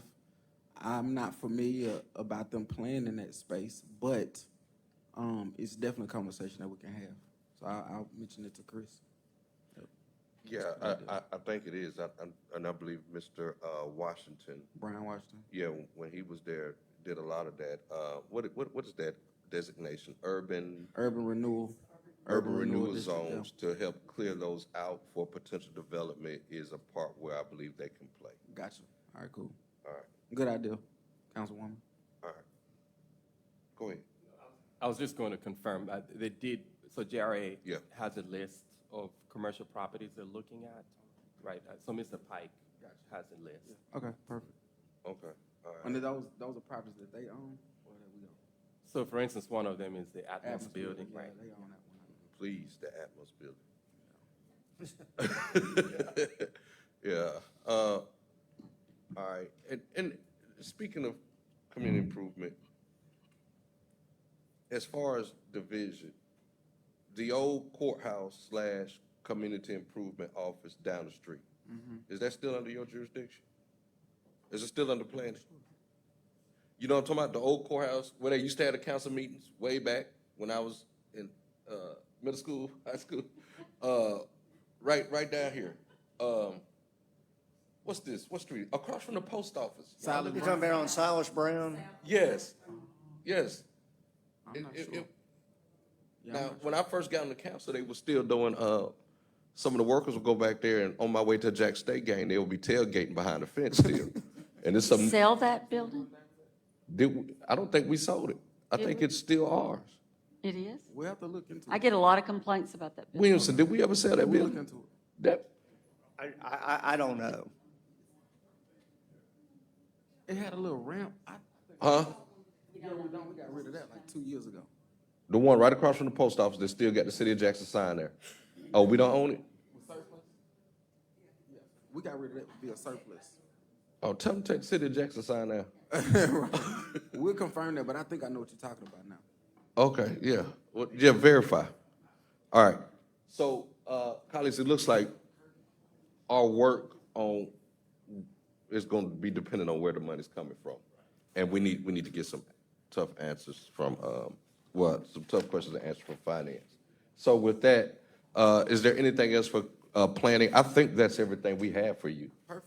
Well, thank you. I appreciate the support and the conversation. All right.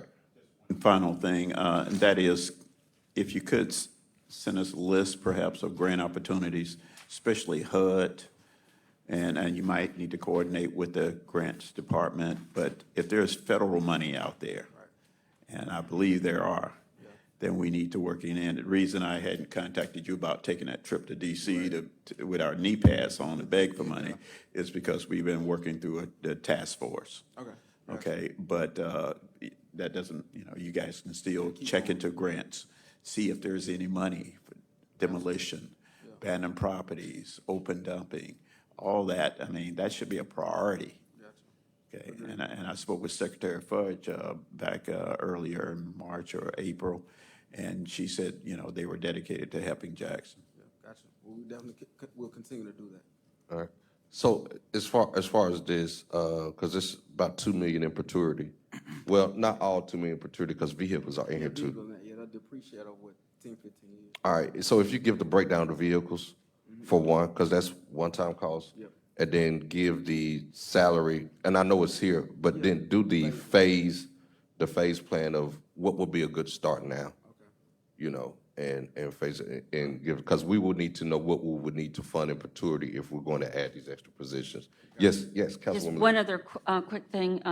Also on this sheet, he gave us the strategic initiatives, economic development. Oh, yeah. And so I'm curious about this Mississippi Main Street project and your engagement. How do you envision using this in our city? So Mississippi Main Street, like I said, we had a meeting about 2 weeks ago with Main Street, JRA, just basically the downtown partners. We identified that Capitol Street and Fair Street will be considered Main Street districts If y'all familiar with Ocean Springs, downtown Ocean Springs, Gulfport, so y'all familiar Or with Bellhaven, or Bellhaven, right? Yeah. right? But those are pretty much Main Streets or separate organizations that will come with a grant component and with a project management component. That's what we're technically kind of paying for. So they'll go out and raise monies within their network to do activations along these thoroughfares. So it's really a form of what we call economic gardening. How do you take your current local assets and amplify them and invest in them? So the Main Street organization will pretty much do that themselves. So when I'm looking with this 50-year ask, $50,000 ask is over a 10-year period. So there will be a 10-year engagement period, for the lack of better words. And Main Street has been very successful in various cities across the state of Mississippi, but as the national association across the United States as well. Well, I was the only urban Main Street manager in the state, and we used that Main Street model for Greater Bellhaven, and it absolutely worked. Absolutely, we see it. Thank you. And Madam President, I'm glad you brought that up because I was about to overlook it. So that 500,000, none of that is in your budget? No, that's why I'm keeping this in front of y'all, Faith. Okay, all right. None of it. So clerk, just take note of that 500,000 under economic development so that we can look at that as well. But total, it's around 4.4, might as well say 4.4. Yep.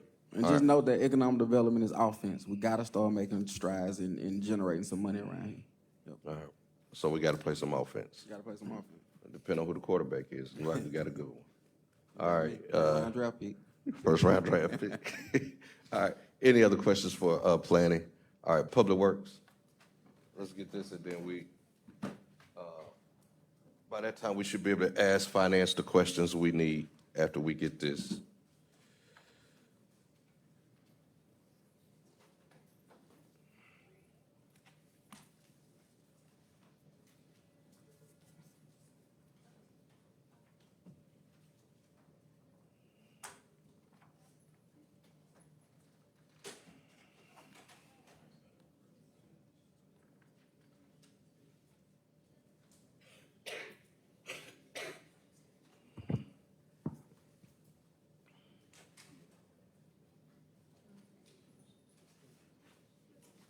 Thanks, Anita.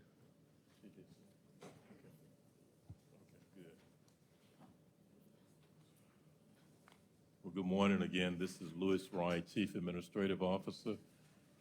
We have coming out before you, being passed out, are some documents based on the discussions that we had on the other day regarding public works. And there are several documents, and we're going to explain this to you. Ms. Benita Wells has put these numbers together along with Ms. Lakeisha Weathers regarding, let's go first to this sheet that says FY 24-25 budget, and the legal sheet has heavy equipment on it. If you flip to the pages behind, which has the proposed budget, in-house operations for cemeteries, and the other half of that has the street right-of-way. Then the second sheet has the contract services for cemeteries and right-of-way. And we're going to start the discussion with those two analyses. You had asked about the fact that what would be the amount to contract this out or perform the services in-house. And that's what we're trying to give you at this point. I'll let Ms. Wells come and explain how she arrived at these numbers.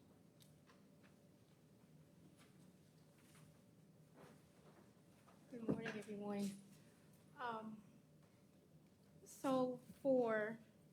Thank you. The in-house operations, we currently have 2 contracts with PDT and Red something, I can't remember the name of the other vendor. So what I did was I looked at what we were paying monthly for them, applied that to 25, and gave a 3% increase for inflation because we don't know if their prices would remain the same. Also, I don't think we would be using them for 12 months. From what I'm understanding, I'm not the technical person, it will be seasonal. When you're spraying, when you're mowing and things like that, it will be seasonal. So it's not for a full 12 months. I calculated it at 9 months, with a little bit extra so that I know they'll also need help with spraying. And to bring that in-house, from my understanding, the employees would have to be certified, and we would need hazard, biohazard stuff for them to wear. So, this is also including she requested 15, I did 14 additional positions. I split them up in half between right-of-ways and cemeteries. So when you see the personal services, that includes the current employees plus an additional 7 for each division. Let's see, if you look on the heavy equipment request on the first page. Yes, sir. Yes, sir. Well, I did add the equipment like the lawnmowers, the weed eaters, things like that. I did split that between cemeteries and right-of-ways, so you'll see that the lawn and garden equipment is what she's asked for. I split it between the two divisions. And also, I did increase repair and maintenance for equipments and vehicles, which will be something we would need in-house, oil and lube, things like that. I'm pretty sure there's more that will need to be added, because if we're going to take on this task, I'm sure there'll be other things that we identify along the way. I think that we probably will identify more things along the way if we decide to go this route, since we haven't done it before. So, an estimate. Are there any questions about the in-house operations proposed? Go ahead. Yeah, just, what is your bottom line here? Give us the summary. What do you see from the numbers? Do you want it between the in-house and contracting out? Yes, and Contracting out- speaking in your voice is kind of. Yeah, so the contracting out right now will be more economically feasible for us at the moment. However, there still will be need for equipment for the two divisions. So they still need to be able to purchase lawnmowers, weed eaters for the current employees to make the work that they do now more efficient and effective. So, And, okay, so this is, I'm looking, okay, I see what I'm doing. It's not, one is on top, the other one is on the bottom here. So right-of-ways, we're looking at 1.7 million. the No, 1.7 is excuse me, total. 1,075,000 for right-of-ways. That's the in-house. And contract for right-of-ways, we're looking at 916. Is that correct? Yes, sir. Okay, so it is in fact cheaper to go with contracts. Yes, sir. And, yeah, so. So what's the difference? How much, if we went to contractual, how much would be needed to make up the gap to strictly do contract? In other words, in this new budget, what's in there?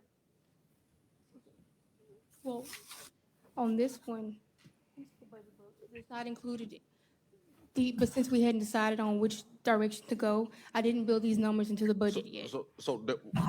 But there is a right-of-way budget in the book, right? Yes, sir. All right, so I would assume that right-of-way budget would be applied toward that 916,000. Yes. All right, so I'm trying to see what's the makeup Additional. amount that we would have to fund. Yeah, the additional, so for 460 right away, we're at 609 right now. You're at 609? Yes, sir. So right away for contract, 916, so around 250,000. 250,000? Additional for right-of-ways. And then for cemeteries,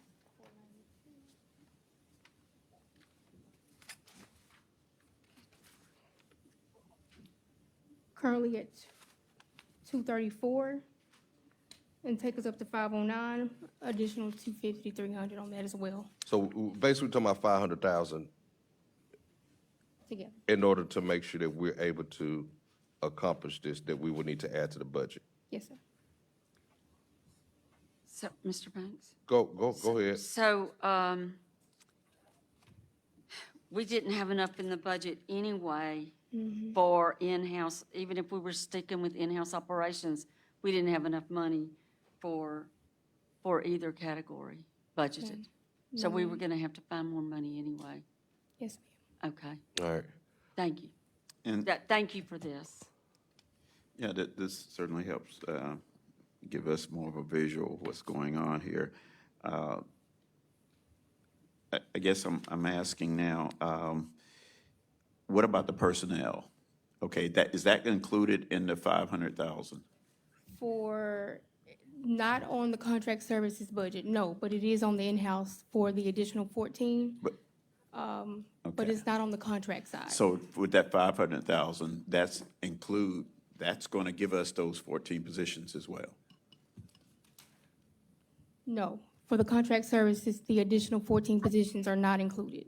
We would actually be defunding it as it is and putting it into a contractual category. And so,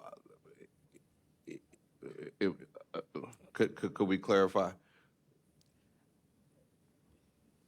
If we went strictly contractual, what happened to the employee lines, I believe is the question. No, you're not defunding, Lakeisha Weather Solid Waste, you're not defunding that department. You will still have internal staff. All you're doing is adding a contract. All right, okay, thank you. Yeah, you're So- adding a contract. So the whole $600,000 does not, so it's more than $500,000 that would be needed to achieve this? Well, based on her analysis, for the contractual line for right-of-way, she has 450,000. I'm sorry, I don't have my paper in front of 405, me. That's just for the contract that she has there. 509,000, 405. 405 for the, hold on, I see a total of 916 to do streets right-of-way contractual, right? So just a little bit of clarification. So with the contract services, we will not be getting rid of the current employees. So the personnel services line will remain the same, but the contract services would help her with the additional work that she needs done that we cannot do in-house. So what is the actual difference that we would need to make this happen? It was the 500,000. When you look at what we already have in the budget book, what we've already budgeted for, and the difference between this, it's gonna be around 500 to total for right-of-ways and cemeteries. So you'll have your other you'll have personnel here, but we'll be adding 250,000 to other professional services for right-of-ways? Is that, am I correct? No, there is no current other professional services. Do we in need to that. add a line They for would other have to professional add services? that. Yeah, well, in the new budget, once my budget was put in, the budget I'm was, sorry, I I did haven't put seen it. around, I wanna Hold on, say. so what now? Go ahead, let her talk.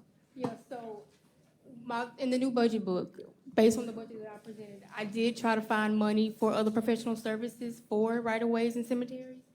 So if you take a look at it, 6419, it's not much, but I was able to find 75,000 for right-of-ways and cemeteries.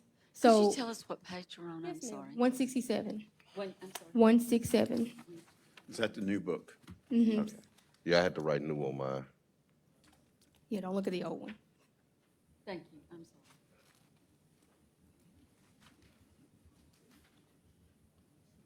So those expenses for personnel will still be there?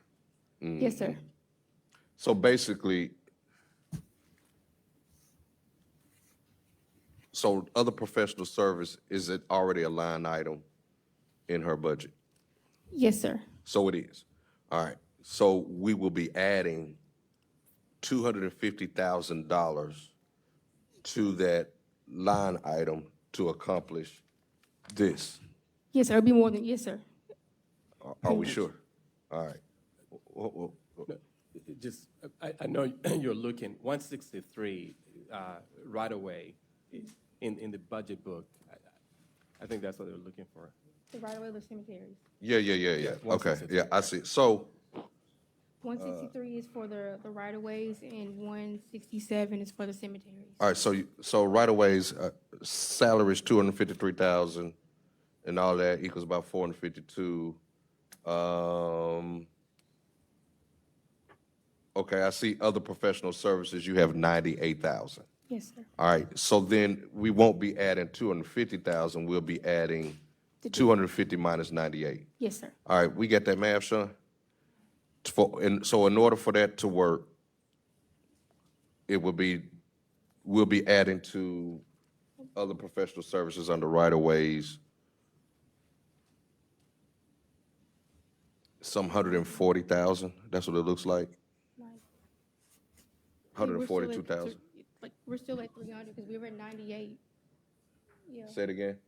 Right now, we're at 98 right now for professional services for right-of-ways, and then we're at 405 for contract services. We're still looking at a significant increase of 250, 300. Like, we're still 250, 300,000 increase.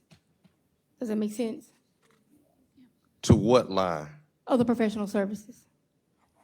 So our bud- so it'll be 253 plus the 98 that you currently Yes. just put in there? Yes. Okay. Sean, you got that? 250 to 300. An additional 370,000. All right. All right, thank you. And then for Cemeteries. cemeteries, did you arrive?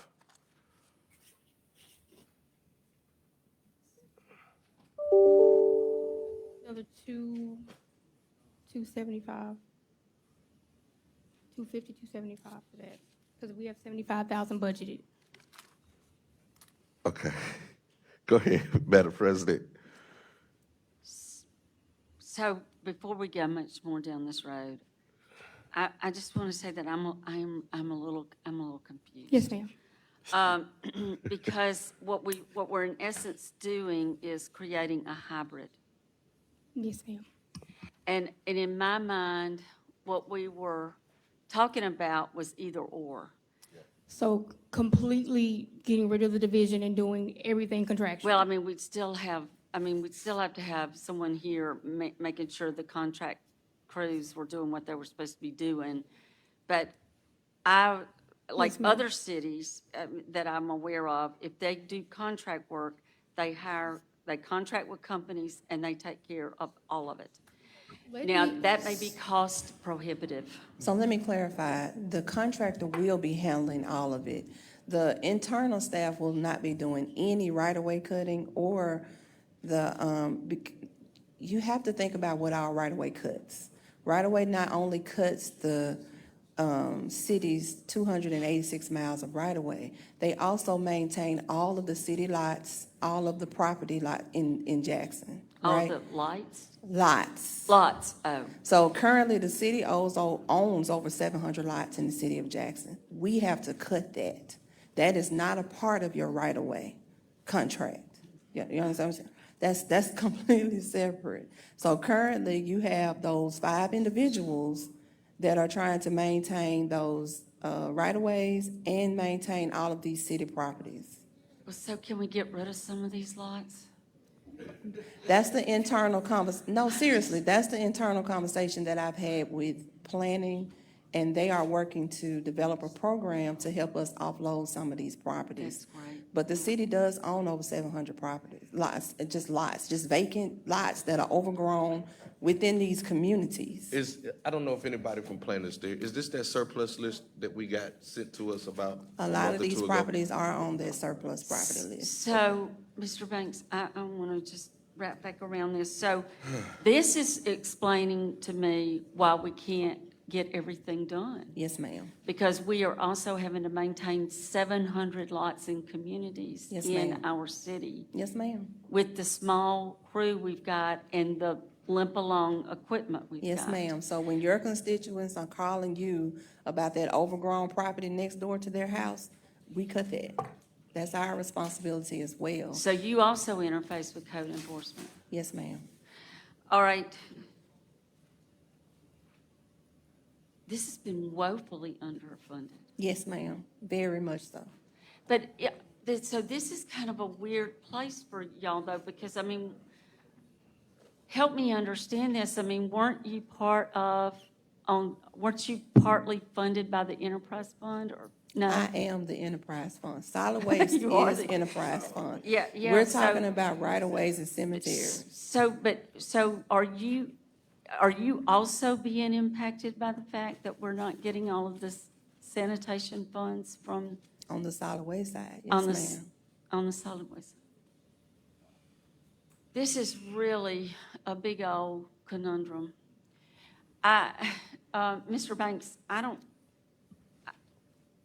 know how we even get started with this other than looking for ways to fund what they need. I mean, this is also a huge part of why our city looks so bad. I'm sitting here trying to think it through now.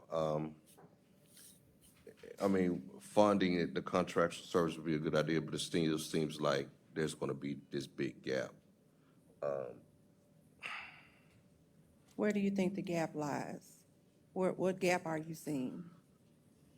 If you're bringing in a contractor to maintain all of your city right-of-ways within the city of Jackson, where's the gap that you see? Okay. Budgeted for. No, it's not, but he's saying a gap, so I'm just trying to see what is it that you're seeing? All right, so this walk me, all right, so we got the 700 properties that has to be maintained. You're able to do it with this? If we keep our internal staff working, yes, because they can focus mainly on those lots. All right, so we're able to get all that accomplished with what's in this budget right now? I believe so, yes. All right, by faith. Amen.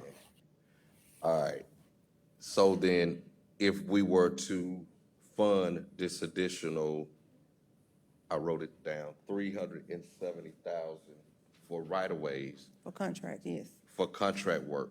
Now, the strategy is 2 contractors? The strategy is what Mr. Wright and I talked about earlier. Now, we probably won't be able to get a contract for every ward. Right. However, the goal is to split the city. So you have, North-south? and it's working at the same time. Right now, you have contractors working over here, then they have to go over there. You need somebody working as a whole to cover the whole city of Jackson. So when you're talking about bringing in a contract, I'm not talking about bringing in 8 people. I'm talking about somebody proposing that has done this professionally, like many other cities do, and they can come in with a full-service crew to maintain the whole city of Jackson. That way, like Councilman Hartley mentioned yesterday, all of those areas can be taken care of at one time. All right, so right-of-ways, we're clear, and the math is right, it's an additional 370. Just point out, I did just check on my spreadsheet for the contract services pages. The personnel services for right-of-ways will remain at 98,000, so I apologize for that. I just saw that. And the, for cemetery would be 452. I had the personnel services wrong, the dollar amount wrong. So if we contract out, we wouldn't add the 7 additional. Yeah, say, I think you said that. Fidelis saying something else. I think you said it the other way around. For right-of-way, the personal services is 452, Aaron. Yeah. right?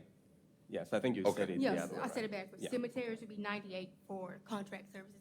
It wouldn't change from what's in the budget book. And I just see on my spreadsheet that I didn't fix that number, so. so what needs to be added? Is it 370? Is it? Yes, sir. Oh, go ahead, Mr. Mellebecker. Yes.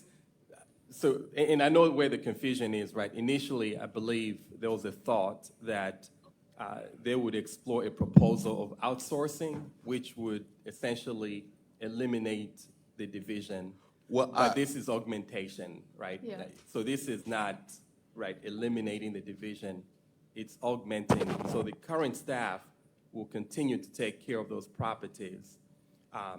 But conversely, if you were to leave it in-house and staff up, right, it's going to be more expensive than adding a contractor. Okay, Right. okay, all right. Well, he had his hand up for a while. Yes. Councilman Foote? Thank you. I'm sorry I had to step out for about 30 minutes there. But I think it's worth considering if you're going to contract out right of ways and you're going to contract out cemeteries, there may be some economies of scale for a contractor to contract all of our grass cutting out to a contractor and then tell them, here's the 700 properties, you got to cut those too. And let them do all the grass cutting and whatever the related maintenance for those areas all at once, or and not have, I have I don't think we should be, I don't think the part, we'll do part of the grass cutting and we'll hire contractors for the other part of the grass cutting. And so I have a problem with that. And so I think if you're going to, if there are these other 700 properties that need to be maintained or whatever, contract it, the whole thing out to some contractor. I'm Anyway. good with that. And that's how we would write the RFP. I would work with Terry to write it that way. I mean, we're telling them what we want. I'm fine with that. I'm also fine with moving those employees over to solid waste because we need them. So it's I'm fine with that, contracting it out and just. That is exactly what I was talking about, Mr. Banks. I mean, I was confused by the hybrid because I didn't think that's what we were looking at. So, thank you. I'm sorry, that was a miscommunication on my part. I apologize. Oh, no, honey, No, it's no, it okay. wasn't a miscommunication. There's a lot going on. It's a Mr. moving Banks? target. Mr. Griselle? If the manager is in favor of just contracting all of it out and moving those employees over to solid waste, I wholeheartedly support that. And also, I think it just cuts down on confusion. If we contract it all out, we know who to hold accountable. There's no passing the buck. And then the solid waste manager can, focus on solid waste stuff. We know that grass cutting is not year round. I have a lot of properties in my ward that the city owns that need this service. And honestly, I think if we got professionals doing it, they probably do a really good job. Also not blowing debris into the street, because that was also backing up a lot of our drains. So I would definitely, support that and encourage us to really look into that and see if we can have find the money to do that. All right, I'm in agreement with that too. I think this will cause for them to go back and redo these numbers, correct? Yes. All right, go ahead, Councilman Hardy. Yeah, and I concur as well. I think the more different pieces we have, the more we have to manage, and the more opportunity areas for errors and for passing the buck and a bunch of other things. So I agree as well. Ms. Weathers, I'm hoping that if there's that transfer of personnel, and I agree there should be back into solid waste, I'm hoping that would come with a management person that's already over the grass cutting effort, so that they can help manage these teams, so that you can dedicate your time to solid waste.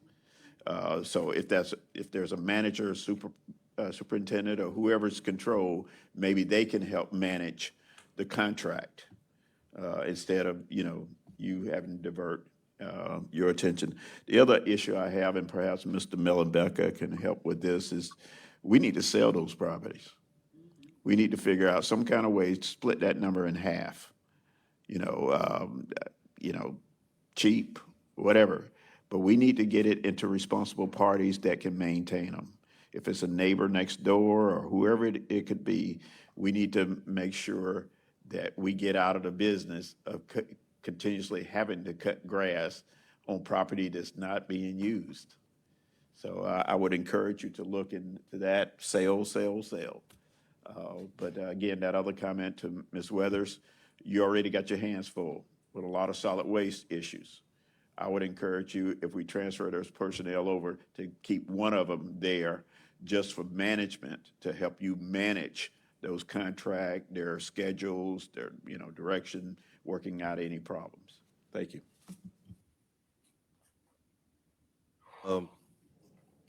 You all are working on some updated numbers? All right. Are there any problems with the council doing this foreseeable? What is the problem?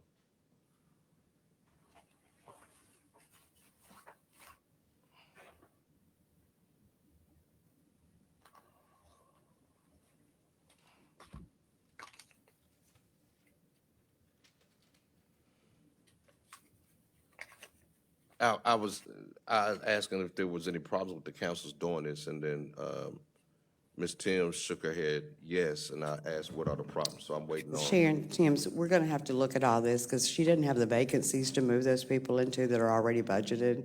Now that's increasing solid waste's budget, which means you're going to have to look at changing the rates to increase where she's at right now. Ho. Say it again. Slow Solid down. waste is an enterprise. Right. If she doesn't have any vacancies, she's going to have, if she brings those employees in, she's going to figure out how to make that match with her revenue or request a rate increase. Oh, Have any vacancies? yeah. So let me ask this question. No, go ahead, answer her question. Do you have any vacancies?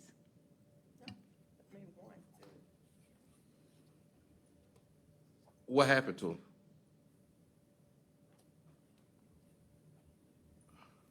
Those positions over the many years have been closed due to revenue shortages. Okay, you closed them. They were closed due to revenue shortages. Did you make the decision or were involved in the decision of closing it? No, that was the. Above your pay grade? Yeah. Okay.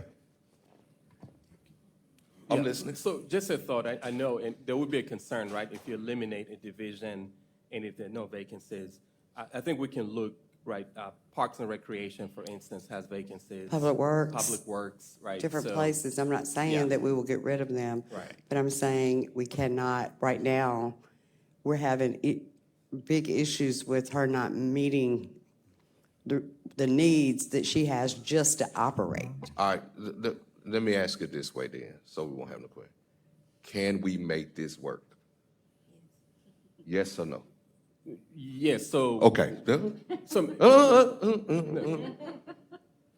We are going to make decisions to appropriate the money.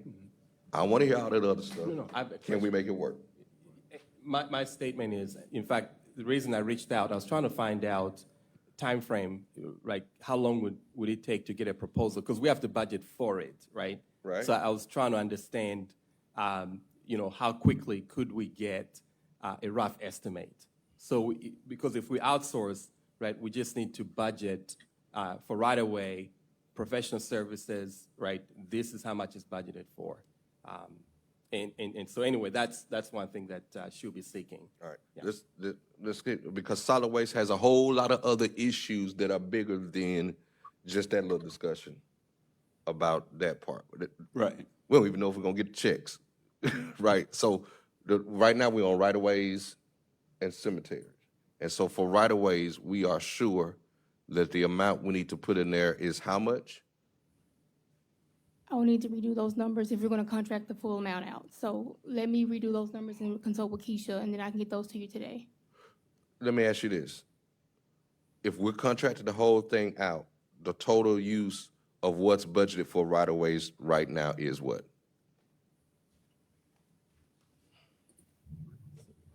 Because based on what I have, you say the total for contracting right-of-ways is 916, right?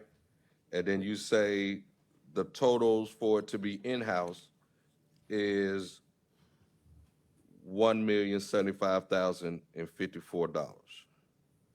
All right? Yes, sir. All right, so, and I don't know, I guess that was some type of a hybrid. Yes. Yes, sir. If you could find out what the total amount budgeted is right here, Mm-hmm. that seems like that would be the total amount we have available to contract everything out.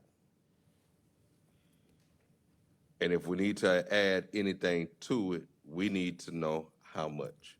Yes. Councilman Hartley. Yes, just one addition additional thing, and I don't know if we've factored it in yet, but we're adding vacant lots to that whole plan.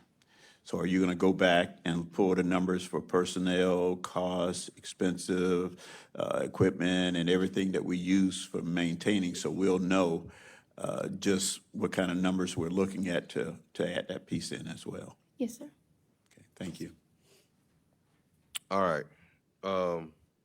So we're working on that for right away. Now for cemeteries, Councilwoman Lindsay, were we talking about privatizing all of that or keeping so I mean, I wanted to see what it looked like to do everything? to do everything. And so we don't have that. And this, I realize, I respect the fact that we're dealing a little bit, we're dealing with apples and oranges with the enterprise fund stuff, so I get that, and I understand your challenges. But yes, I was talking about, I wanted to see numbers for what does it look like if we are not cutting any grass? If we get out the business. We get out of the business. And she just has somebody in her department that manages Right. those contractors. And then what it would look like if we kept everything, including what, the new equipment we need. We know we don't have enough equipment. We know we don't have good enough equipment. I mean, we know we've got huge challenges as it stands today internally. And so what it would take to essentially So instead of this, function as a private business, but internally. all right, so instead of this, I guess this is somewhat of a hybrid-like proposal. We want a complete comparison. Yes, sir. All the way out to business, all the way into business, add this caveat, all the way into business with it actually working. Mr. President, You Mr. can, I Chairman. can get you a number Mr. faster Chairman, with the cemeteries than the right of way. So Thank you can have that absolutely today. Thank you. Just one caveat here, perhaps as consideration, that one person remain assigned to that division or another division within Public Works, and maybe is housed under solid waste, so that it can help manage that thing. And so we won't have an impact on our solid waste operation.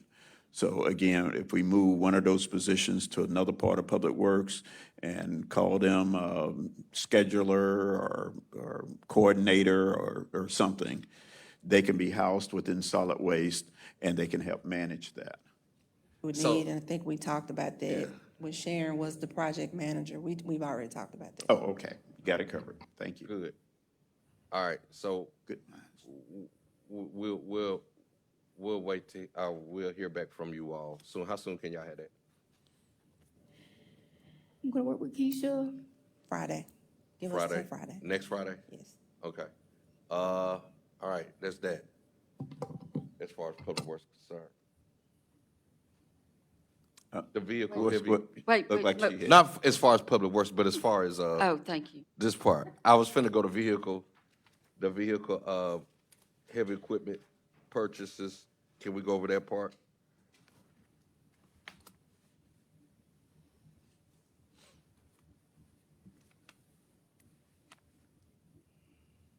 Vision, are you for infrastructure for bridges and drainage and paved streets and everything? Yes, sir. Yes, sir. So this is gonna be for, and I consulted with Mr. James Caldwell, the infrastructure manager. Everything highlighted in yellow are his priorities. If we have to make a choice on what we acquire first, the yellow are his priorities. And I see him coming up, so James, if you wanna. So, so we won't take so long chasing the cat.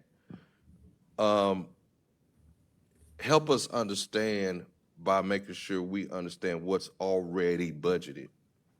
And in order to meet this, what we need or what we need to add. Does that make sense? In other words, if we're gonna fund stuff, we need to know how much we need to put in what line item. Just telling us these are the things you need, that helps, but how much is already there? And what is the difference that we need to make sure goes there? Yes. Do you have that? No. So these items, we were looking at the master lease, so they wouldn't impact the budget till FY '26. So I would see us increasing fuel, repair, and maintenance costs for equipment and vehicles if we acquire these for FY '25.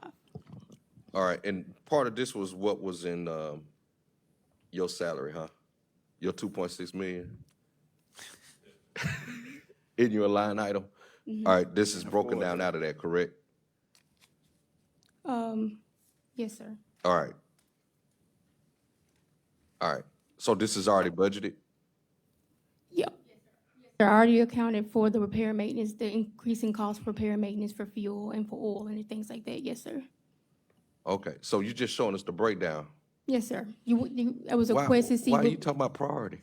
Well, Like, well, we when you can't said get it, it- I'm thinking you were well, asking, okay. We can't get it all at one time. If we have to do it over multiple years, But it's already budgeted. not what's going to be coming on the master lease. No, sir. So this is not budgeted. It wouldn't hit the budget till FY '26. Okay. And so based on that, this is the kind of the wish list of, hey, Yes, sir. where we need to be directed. Yes, And look, I'm looking on here, the small paver. That should have been, I mean, that's essential. And I've seen the paver we have out there. It's falling apart. And that's just one, okay, for the city. And street sweeper, we have none. That's not even one of your priorities. Heavy-duty trailers, we have to take our tractors with bush hog capabilities, side of road capabilities, we have to drive them to the location. Now, that's you shouldn't be driving tractors, 10 miles. So trailers are absolutely necessary. Knuckle boom trucks, cleaning up open dumps, skid steer sweeper attachment. Yes, all these things are essential, needed right now. And so you're saying that right now, you're going in an order of the priorities. And I'm looking at all priorities. All these things are priorities. So, Yes, sir. and this is fresh money then that you're asking for? Yes, sir.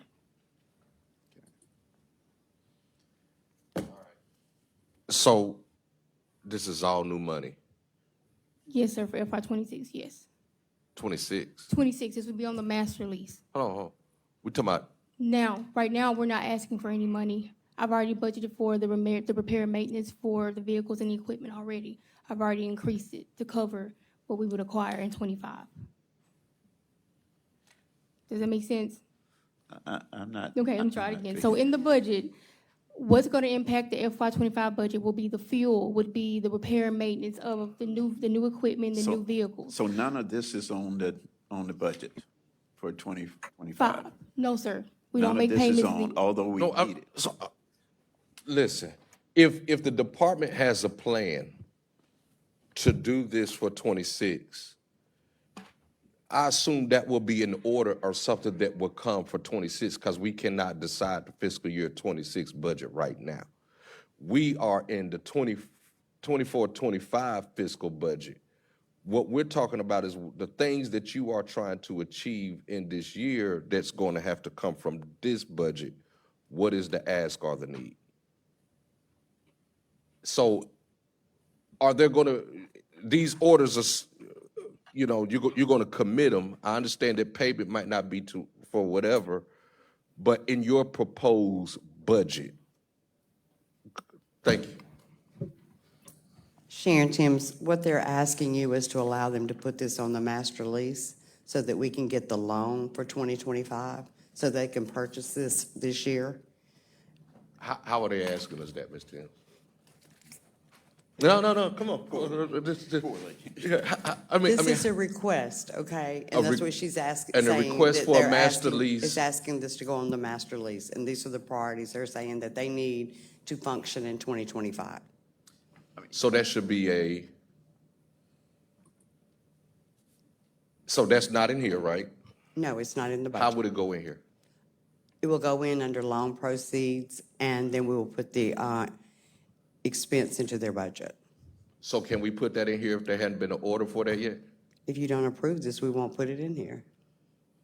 So You you have to ask, You guys will have to take a vote on that. You're asking to commit something in the budget book that's still gonna have to come up in the order. Yes, that you will have to take a vote on before we put it in there. Okay.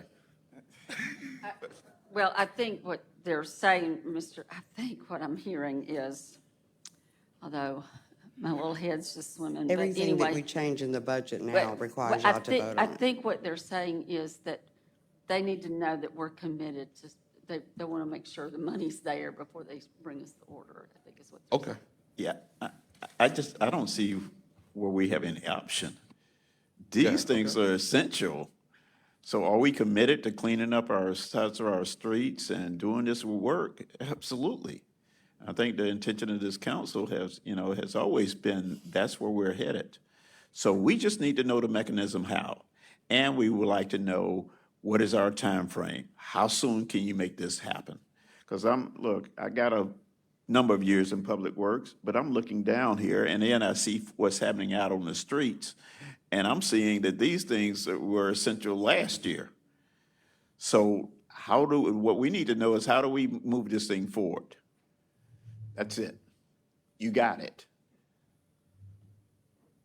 All right, so you just need us to say we agree, and this is gonna be in this budget book? Okay, so it's already in this proposal? It's not in this proposal. So then we would have to make an amendment to what's being proposed. How much will the amendment be? Will it be the total amount here presented? That goes back to my first question, how much is already in there previously, so I can know what the difference is. Because if it's not in there, what's proposed, then we would need to make an amendment of some amount. We need to be able to consider what that amount is. Sharon Timms, I need to know what your commitment is, because if you're doing police cars, you're doing this equipment for him, all that will go on one loan. So I need to know what your commitment is, and then I can give you that total amount. What would be in order for this to be healthy, a maximum amount? This is 1.3. I'd have to see how many police cars you're planning on putting on there. That's what we need to have an answer. What are y'all committed to giving these departments as far as equipment? So this goes back to the question that was asked earlier about giving us the complete master lease list of what we're You have currently it, spending. you have it. Oh, we do have it already? This is it, Mr. Banks. It was one of the many sheets. But it's in our, we got it. And if you look at those sheets, you'll see what each department has already in commitment, and those payments that you Can you see tell on me- those sheets are in this book that you're looking at. Can you tell me what the total amount is citywide? Can you just, It should be at the end of that. You should have a total on the very last page. I see 522. Is that it? 2.3. Okay. He said last page, so 2.3 million? Is that the last page? Wait, Mr. Banks, another page. Yeah, they said 522 at the bottom. I just went to the last page to the bottom, so I'm trying to. That's what I see. Is 2.3 sound about right to you?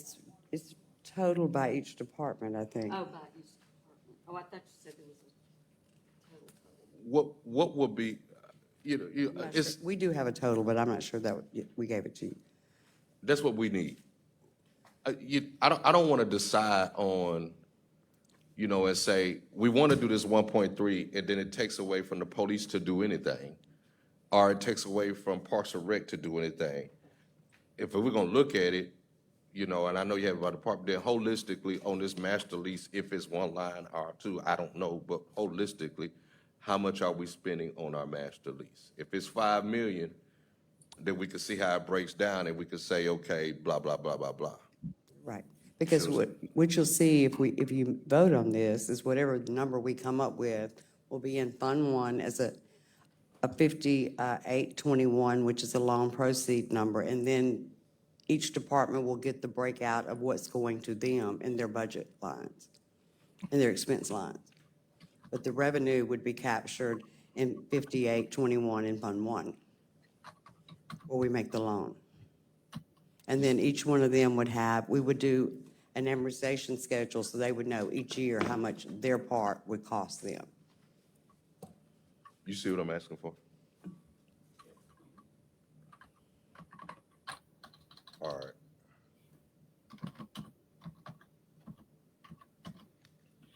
because it'll take some time for us to kind of look at this.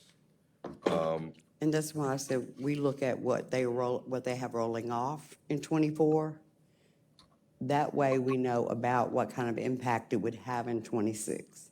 Because if they've got it rolling off and we put the same amount on them, then it's no impact. The payments would stay the same. All right, so let's start with this, so that we can just kind of look, because we're also kind of forecasting when we talk about this. In order to achieve this and what's been before us as far as police, what would that look like in our future? If we were to take on that obligation, because it's basically taking on the debt. The loan would probably be between 2 and 3 million, and then you would break that down over some of it 3 years, some of it 5 years. Heavy equipment can be done over 5 years. Police cars and light trucks and cars is over 3 years.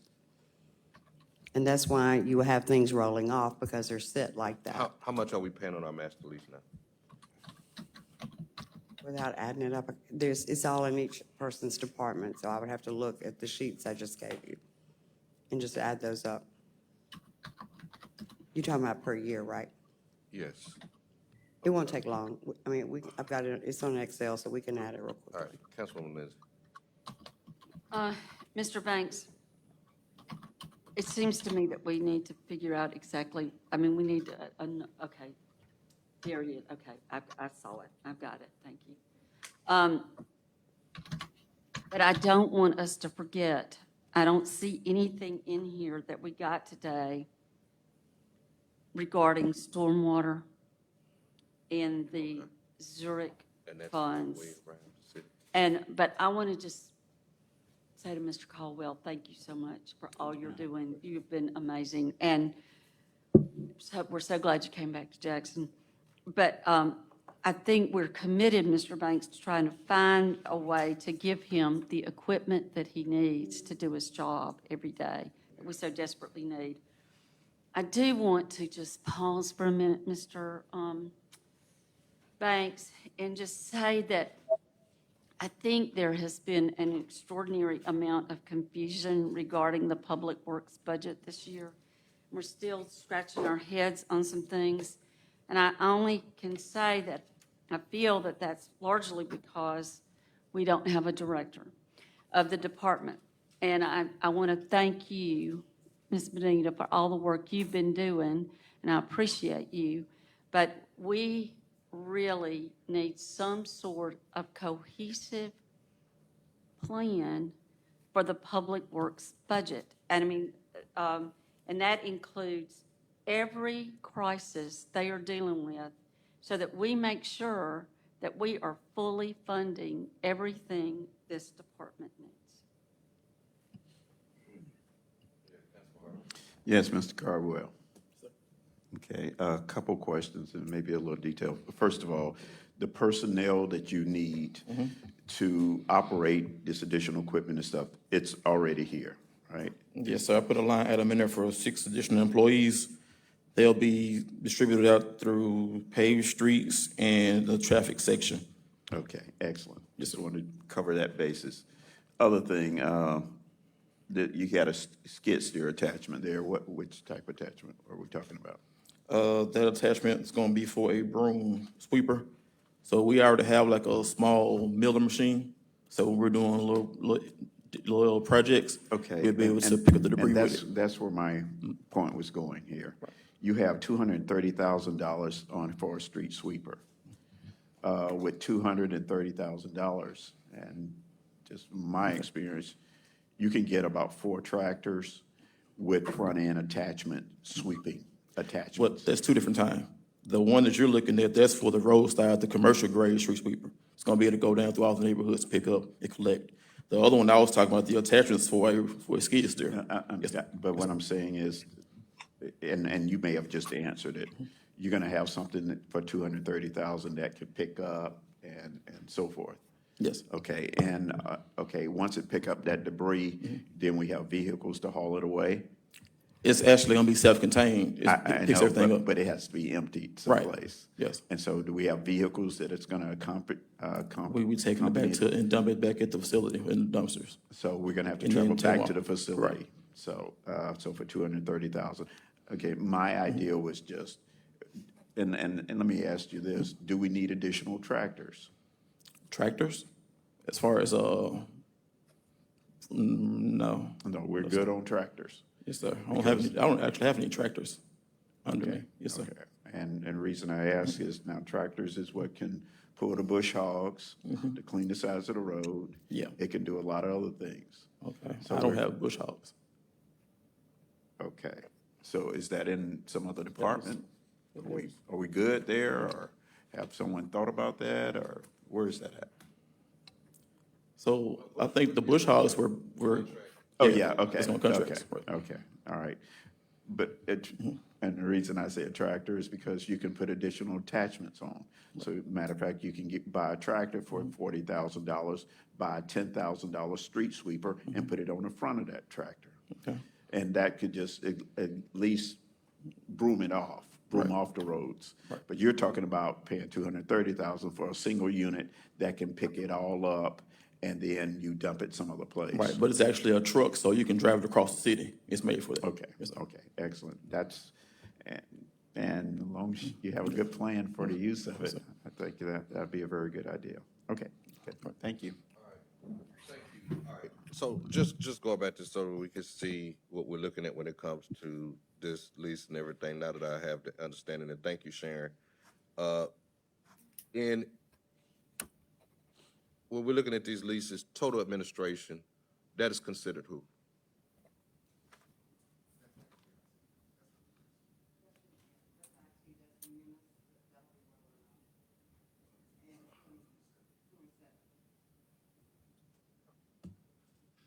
So those will be rolling off. All right, so let me go through. When I'm looking at this FY 24-25, that's this fiscal year, right? All right, so fire department, 677,000.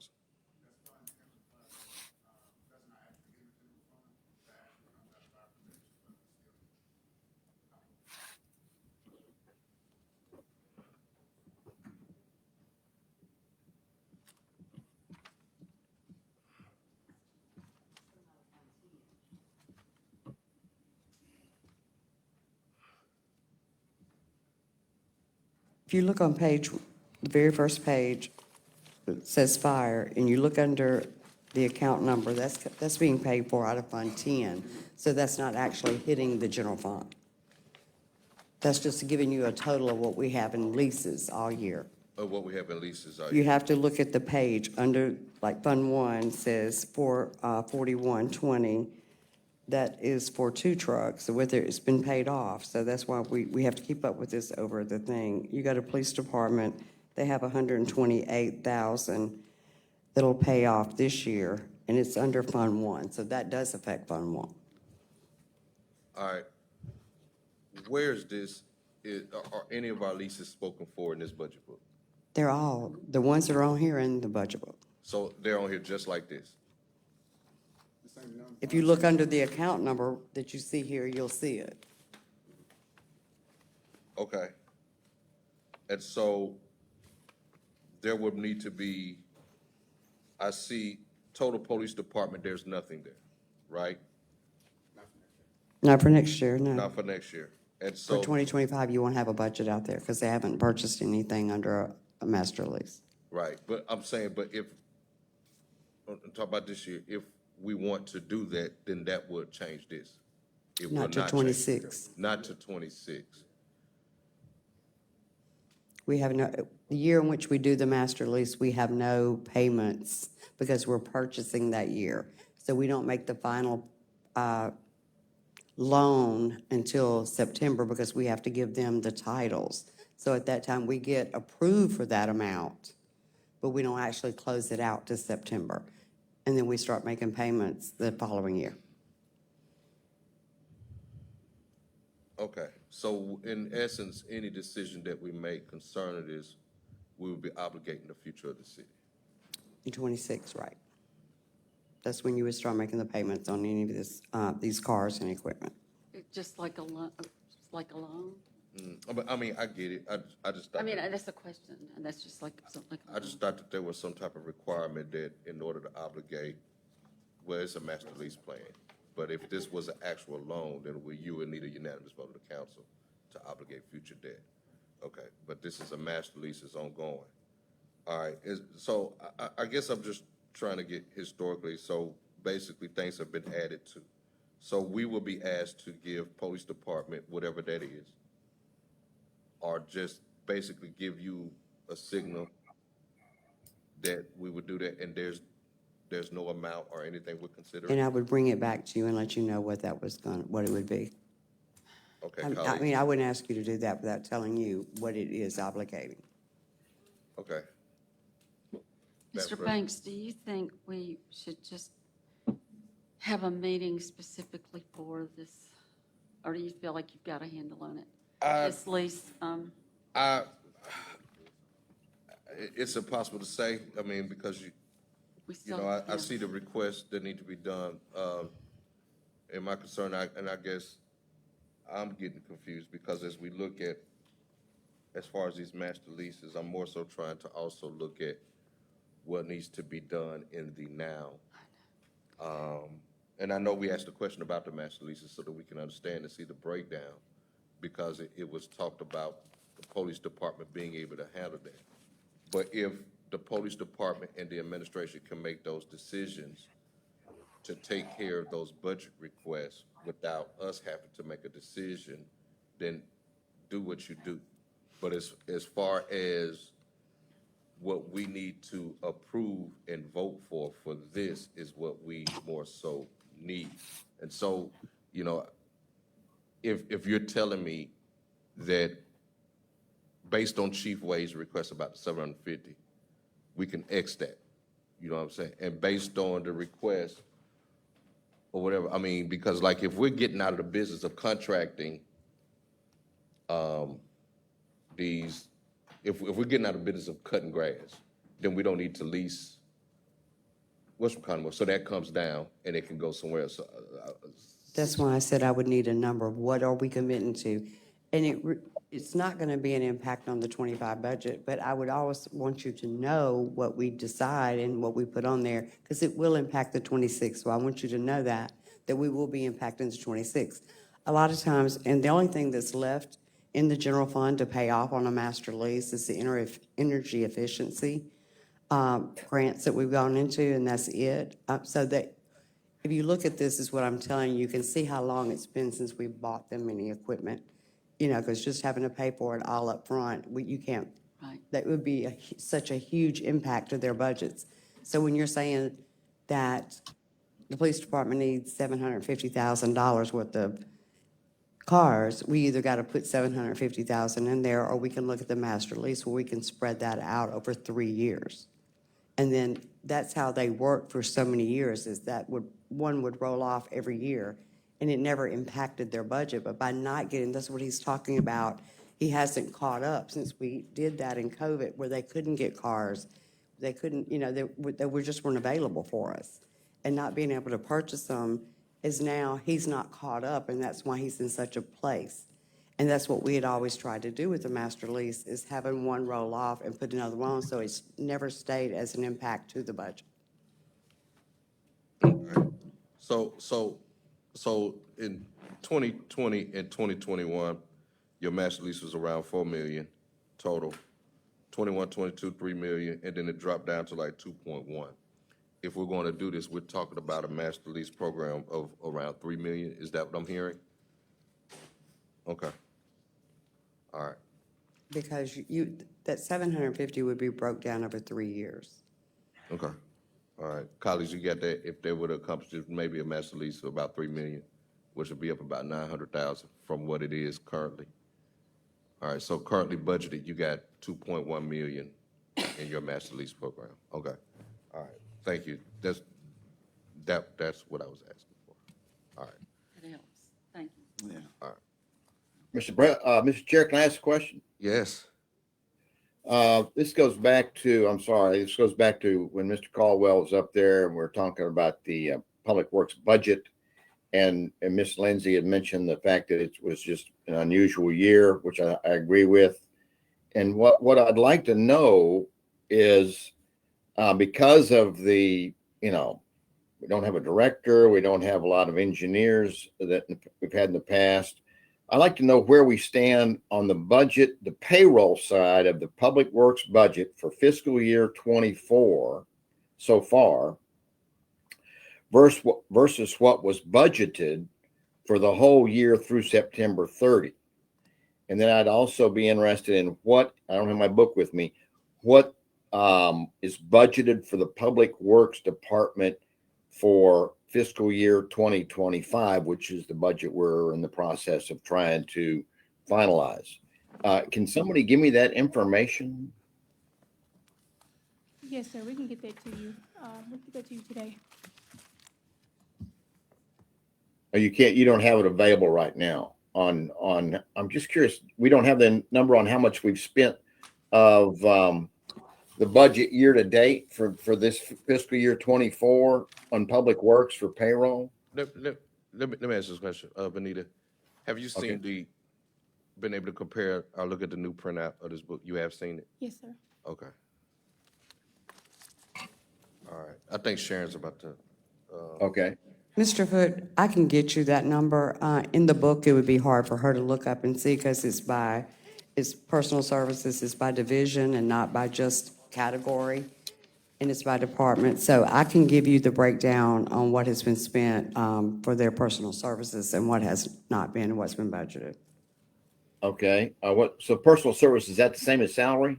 That's where all your salaries and benefits are. And I can shoot, as soon as I get back to the office, I can run that report really fast for you and send it right on to you. Okay. Are we budgeting about the same amount for payroll this coming year as we had budgeted last year for Public Works? No, because of the $700 or the $600-something contract, we offset that with some of the salaries because we would not be employing those people at this time. We did not use all of it in case we do employ somebody. So we kind of offset it just a little bit with some of those salaries, but not to the point that they can't hire if they can actually find someone. But now that contract with the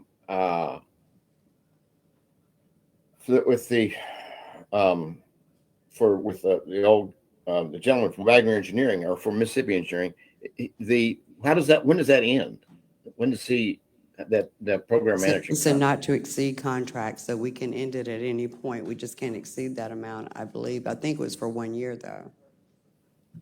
1 year when it got started, so that wouldn't be through the end of the fiscal year. Okay. All right. If you can get that information to me, I'd really be interested. Thank you so much. You'll have it this afternoon. Okay. Mr. Member. Thank you. Yeah, so Councilman Foot, actually, just looking at some numbers here, but these run through July. For Public Works, this fiscal year, budget for personal services was about $13 million. Through July, they had expended 7.8. In comparison to the previous fiscal year, for 10 months was about 11.6. What is different here, and this is a mixture between, you have your enterprise and general fund public work. Sure, I understand. So part of the decrease is, the transition for the water sewer system. So some of those employees obviously did not remain on the payroll, and that's why you do see a lower actual spend for this fiscal year. Okay, so if that's through the end of July, that means there's 2 months left in the year. Mm-hmm. But 7.8 is it's only 60% of the spending. So there's actually several $1 million there that will not be spent by Public Works on payroll or public personal services. Is that money available to try to get through this shortfall in the with the garbage and other enterprise issues?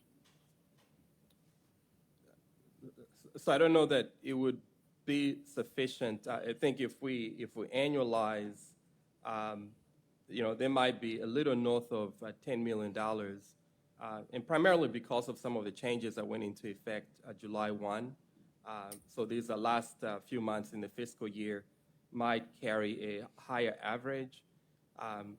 So possibly, there could be, and this is only personal services, right? That's not the entire budget. So we would have to look at other areas in the budget to see how they were performing. Generally, what happens is what is unspent for the general fund side rolls into fund balance. Okay, but the other thing we're looking for is trying to cover these other needs that we have out there. And I mean, that's a pretty big shortfall in spending, and it's because we didn't have, a lot of personnel there, high cost personnel in the public works, and we just at least need to be aware of that's there when we start, trying to finalize the budget process. Thank you. All right. Hey, quick question.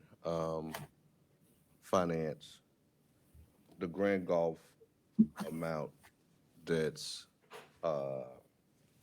available is $855. Yeah, so that's what I see. And I know The last other time- part is going toward the lights on 18, right? Right, because I think the revenue is about 1.5-ish. 1.6. 1.6, yeah. When is the next update to that? When is the next allocation? Does it come in once a year? I don't recall exactly what day. We can look to see when it has hit our books. We can look. I think they have the computers. I'm just surprised that it's only a balance of 800,000, because, I mean, we've been getting it every year. When did we, to me, the balance should be a little bit higher. No, so, and I know Councilman Banks, I referred to him since he's been around. There was a decision made where I think they use it to balance the budget. There's a percentage of it used to balance the budget. But then, like, last year, we made the decision. Okay, so that's just been 1 year then? Well, they take a portion, based on that ordinance, I think Councilman Stamps authored this ordinance. Based on this ordinance, there's a certain percentage out of a Grand Gulf allocation that they use to balance the budget wherever it's needed. Then the other percentage is used for us to make a decision. When I was talking of the 855, I was talking about the 855 allocated for this year. Okay. I don't know if there's a running line that's in there. But I know last year we made a decision, maybe it was a little under or a little above 100,000 for the lighting? The light bill. Highway 18. Yeah, which we knew would be a opportunity because it's a light bill. 120,000 maybe? Yeah, 120,000. So was there a carried over balance from that Grand Gulf over the previous years? It is? That's right. Yeah, if you could just, we forget. Okay, all right. So, but this year it's about 855 left. All right. Talk to me so we can walk the slope. As far as fund balance is concerned, all right, one, and I want to just make sure that I understand and the whole public understands this, because this is where we're gonna have to make some decisions in order to get some requests. Does every department have a fund balance? No. How many fund balances do we have throughout the city? So you have, you have the 5 categories, right? So you have unspendable, you have committed, you have restricted,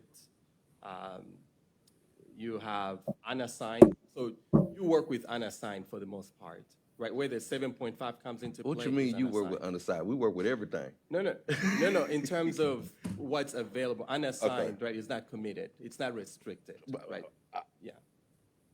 I want basically a high point on every fund balance in the city? We have 5 fund balances. Is that the answer to the question? All right. Fund balance 1 is what? What goes in there? Unspendable. Unspendable. I just want, because there were some things that came to our attention during this where the word contingency came up. And we just want to try to get some understanding. So there's one fund balance that's called unspendable. And based on your interpretation, that means this goes into that. What goes into that? Yeah, and there's a breakdown. We'll have to look to see exactly. Just based on your definition, unspendable fund balance, what is in there? What goes in there? Yeah, I'll have to look, right? I'll have to look specifically to see what's in there. I ain't talking about how much. I want to know by definition. Yeah, and I'll have to look, right? I need to be looking at the actual document. So he don't know. That's what I'm hearing. Okay, all right. So there's another fund balance, right? And what's that one called? You have restricted. So that's restricted. Yeah. And your restricted fund balance, is that the 7.5%? No. What is that? So, for instance, when you get grants, Uh-huh. right, they're restricted for specific purposes. They're restricted for, so where's that 7.5 at? So that's why I said it was unassigned. In the unassigned fund balance, So the 7.5 is not in the restricted. it's not. It's So the restricted is strictly grant money that is allocated, or monies that are allocated. right that have a restriction on it. Yeah. And they're allocated by whom? By the council, by the executive authority, or by grants, or by a little bit of everybody? So the funder, right? If you get a federal grant that Okay. has a restriction, that's where the restriction comes from. All right, so in the restricted fund balance, all of these monies are only allocated by the fund. Everything that's in the restricted fund balance is allocated by. Right. Okay, all right, what's the next one? You have committed. Committed. And committed is what? So this is where you might make a commitment. So let's say the city council says, we'll use, $500,000 for a specific purpose, right? So it becomes committed to that. Who else can commit? I believe it's the city council. That's it? Yeah. All right, and so nothing else comes out of that? The only thing in that fund balance is what the city council commits? What's the fourth one? Or any contracts that you approve, that is committed. So the contracts that anything that comes before us as an order is committed. All right. What's the next one? Just the fourth one. Do you have it in front of you, Sharon? I don't have it Just in a front of list. me. So we covered listed, committed, restricted, Unspendable. assigned. Assigned. And unassigned. And assigned is what? That is your committed that's assigned. And your unassigned means that it has not been committed or assigned to anything that you can be used for anything that you so desire to use it for.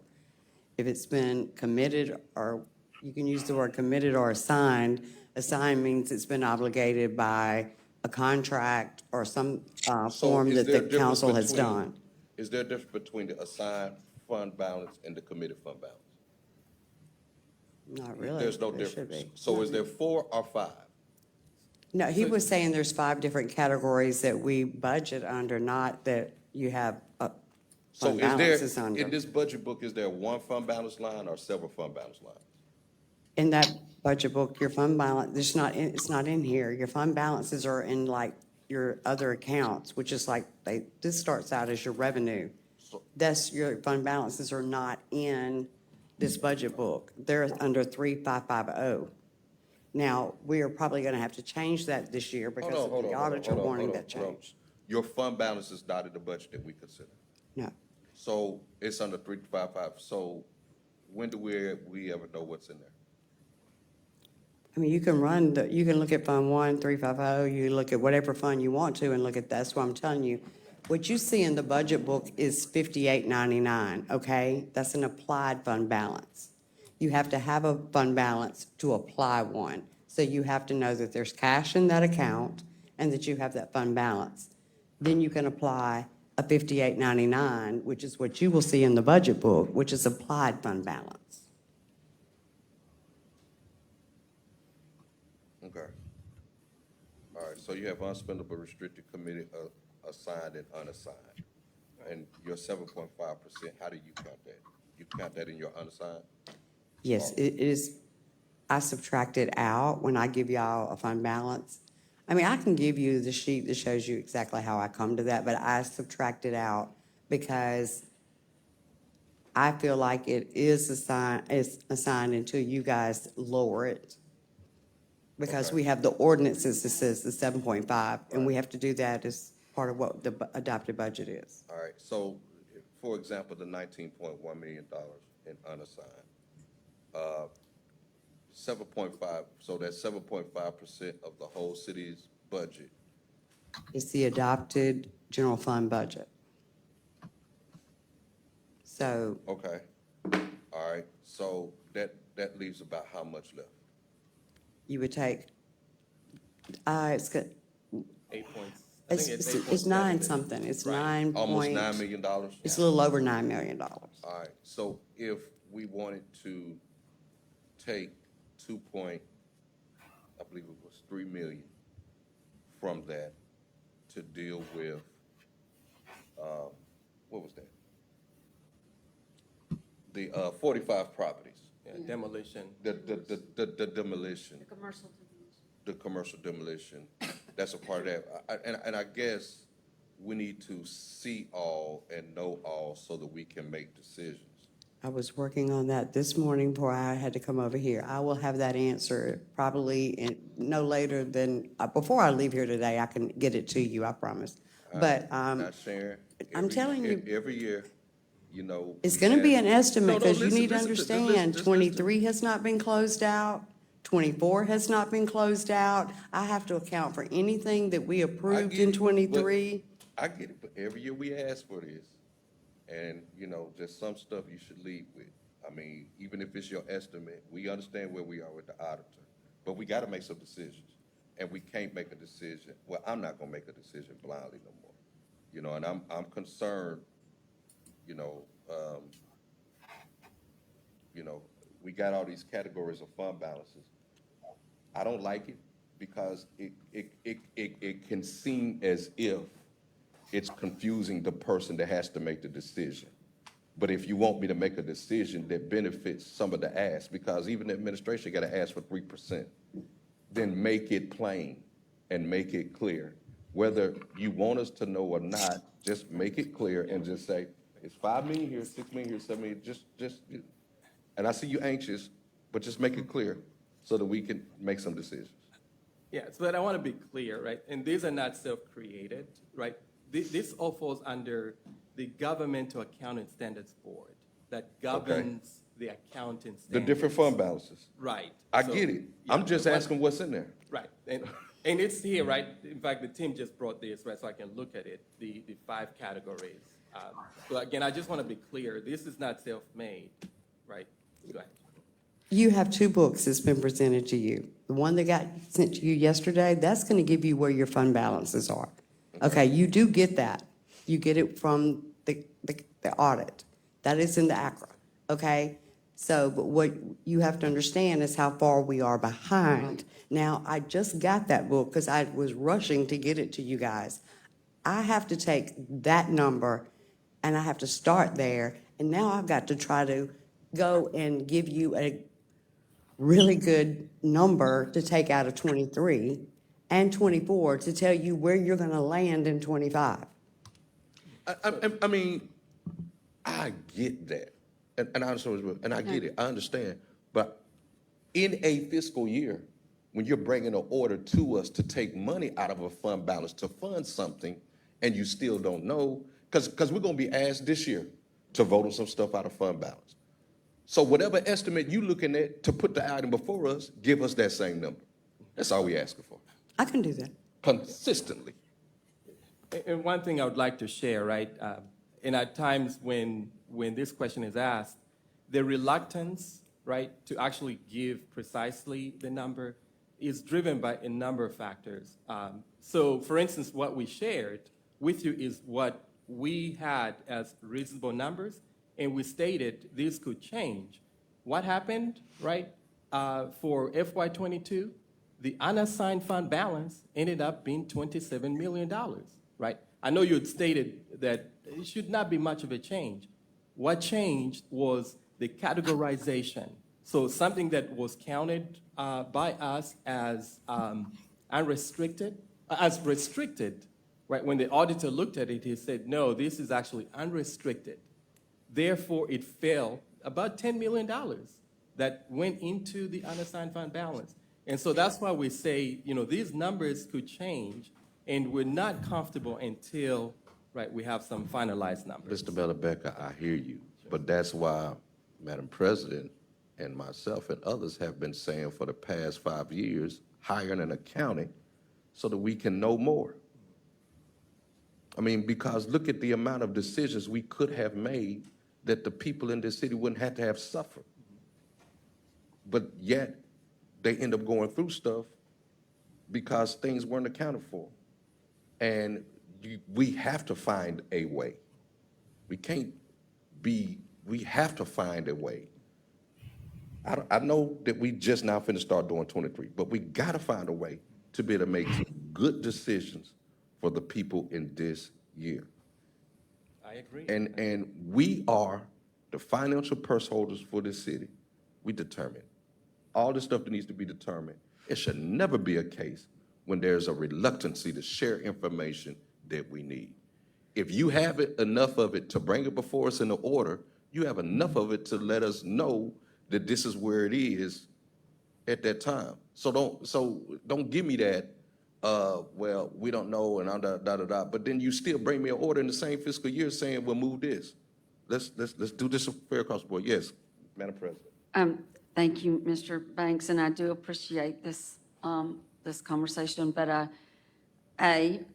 this is just an observation. There's a real possibility that we're all getting very tired of one another. Yes, I know. And then, two, the other thing is, I don't want to lose sight of the stormwater budget shortfall when we know we've got issues with that. We've got to be responsible with that issue this year. And then, we're talking about money that's out there that we haven't, that's maybe available, is the Zurich $10 million settlement.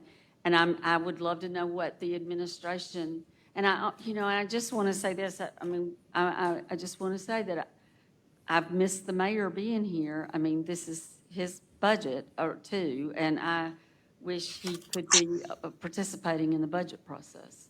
So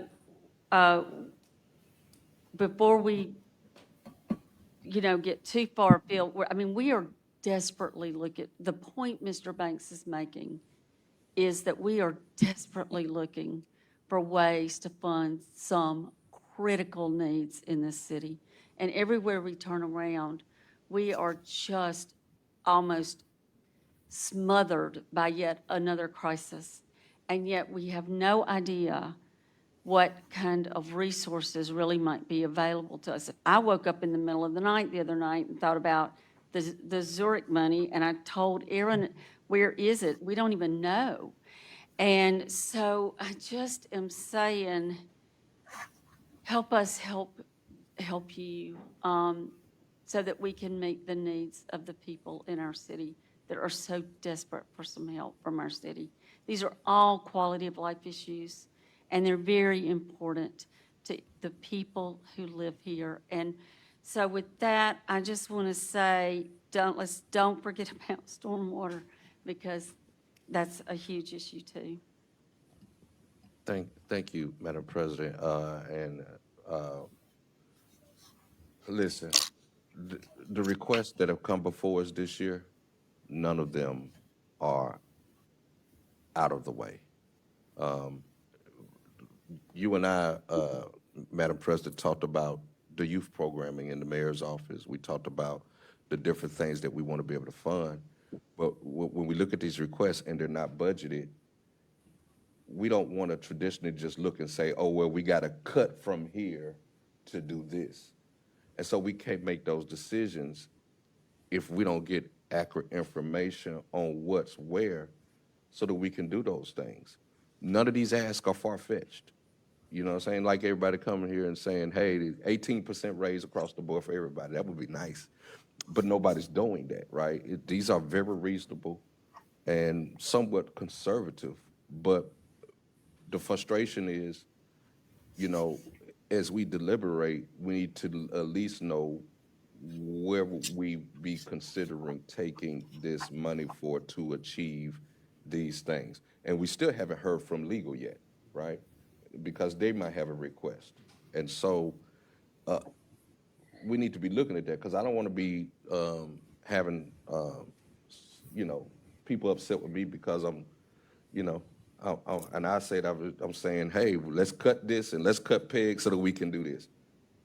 If you show us where stuff is, then we don't have to have those conversations. So, Go ahead, Mr. Miller. yeah, no, and I totally agree, right? And this is one thing I've asked, and that's why Sharon said she's been working on that, right? Because I wanted us to be able to present to you options, right? And I felt good just to know kind of where our fund balance was and with the additional work that has to be done. And so we're on the same page regarding that. So I just wanted to make sure that I shared. Okay, all right. And I'd like to Omari. jump in. Thank you. I'd just like to say that the mayor has participated in budget discussions with all of the departments. So the information that's being presented is information that he is aware of and for the most part agrees with. Now, there are some things that have come up in this discussion today, like totally contracting out parts of the grass cutting and things like that. Those are things that we have been discussing as well. So just know that he is informed on what's happening in these meetings, and that the information that's being discussed, he is being kept abreast of. And we will make sure that you are aware of anything that he has an issue with. Thank you, Dr. Omar. So what we need, these fund balances and how it is, almost as if you're doing a fund balance 101 education for the city of Jackson, Dr. Tim's way.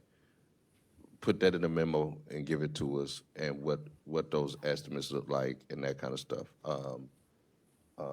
so that we can kind of know where we are, you know. Thanks. Yeah. So stormwater, what did we decide was the gap there? Was it 300,000? Is that what I remember? That's got 377,000 was. Okay. Go ahead, Benita. If you look in the budget book on page 155,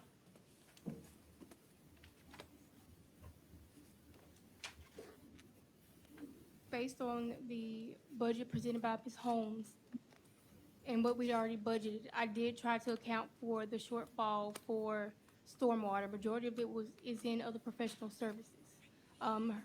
She also requested 3 vehicles. My request is that we look at the vehicles we're getting back from Jackson Water to see if any of those would be adequate for her to use for her division instead of us buying brand new vehicles. Okay, and Mr. Go ahead. Chair, can you go a little bit into those vehicles or? Jet trucks? No, just vehicles for them to get around to do their inspections and things like that. They just wanted vehicles for their division. Okay, and we are talking about the vac trucks then? Stormwater. We're talking about stormwater. So you're just talking about trucks to get from A to B? Yes. Okay, Yes, just so I didn't- transportation trucks, okay. Yes, sir. Okay. And do you know the status of those vehicles? We would need to look at, some of them are at the garage, so we would need to go ahead and look and see which ones we can use. Okay. Any other equipment associated with the stormwater program? I know we talked about purchasing a drone. A drone? Yeah, this homes. Oh, you've already purchased it, I've heard. Okay. So we're good with that. And Majority you're of paying it- an operator? Sir? Who's the operator? The stormwater manager will operate? Oh, okay. That salary's already in there? Yes, sir. Oh, okay. She's All right, already cool. All right. You know, another question when we just look at assets across the city, and this is a citywide ask question. One, do we have an inventory control specialist citywide? And then two, how much of our inventory is actually usable? And that is not usable, is it something that we can sell, or are we just, being like Sanford and Son and just got a city junkyard for the city assets? Yeah, sure. And I know that there's a plan. Some of it will be auctioned, right? I know Sharon has a plan that she was trying to present to my office. So. Okay. Yeah, and just on that note, Mr. Mellebecker, just know that I believe that as we acquire vehicles, we need to be getting rid of vehicles. We just need to be taking them off our inventory totally. I mean, it's a surprising number to see 315 vehicles that's sitting there rusting, and we're getting in new vehicles. So that, yeah, let's sell some of them. We might be able to finance a couple vehicles just by the sale alone. But you might want to stress to these departments, if you're going to be asking for something and you got stuff out there just sitting around wasting time and rusting, then get rid of it. All right. So back to the stormwater, just real quick. The amount that's in there, based on what we know, is this workable? That's everything we need? Oh, yes, with in the new book. Okay, thank you. Okay, so my conversation with the stormwater folks is that the street sweepers, the new street sweeper that we're allocating for, will help with cleaning the curbs for stormwater and meeting that requirement. In addition, there's 2 other used vehicles, street sweepers, that we should have maintenance funds allocated to get them back on the road as well. And that would help clean those curbs as well. So I just want to make sure that we have this program, everything that it needs to do the job. Because next January, I don't want to be asking that question again, what happened? Okay. All right, real quick, since we're good with stormwater,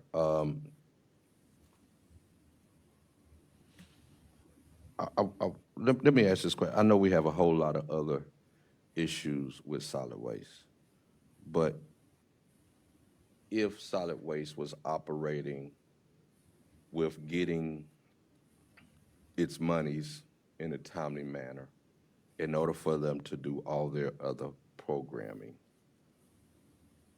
across this city, what are, Ms. Weathers, your equipment needs, since we're talking about a master lease?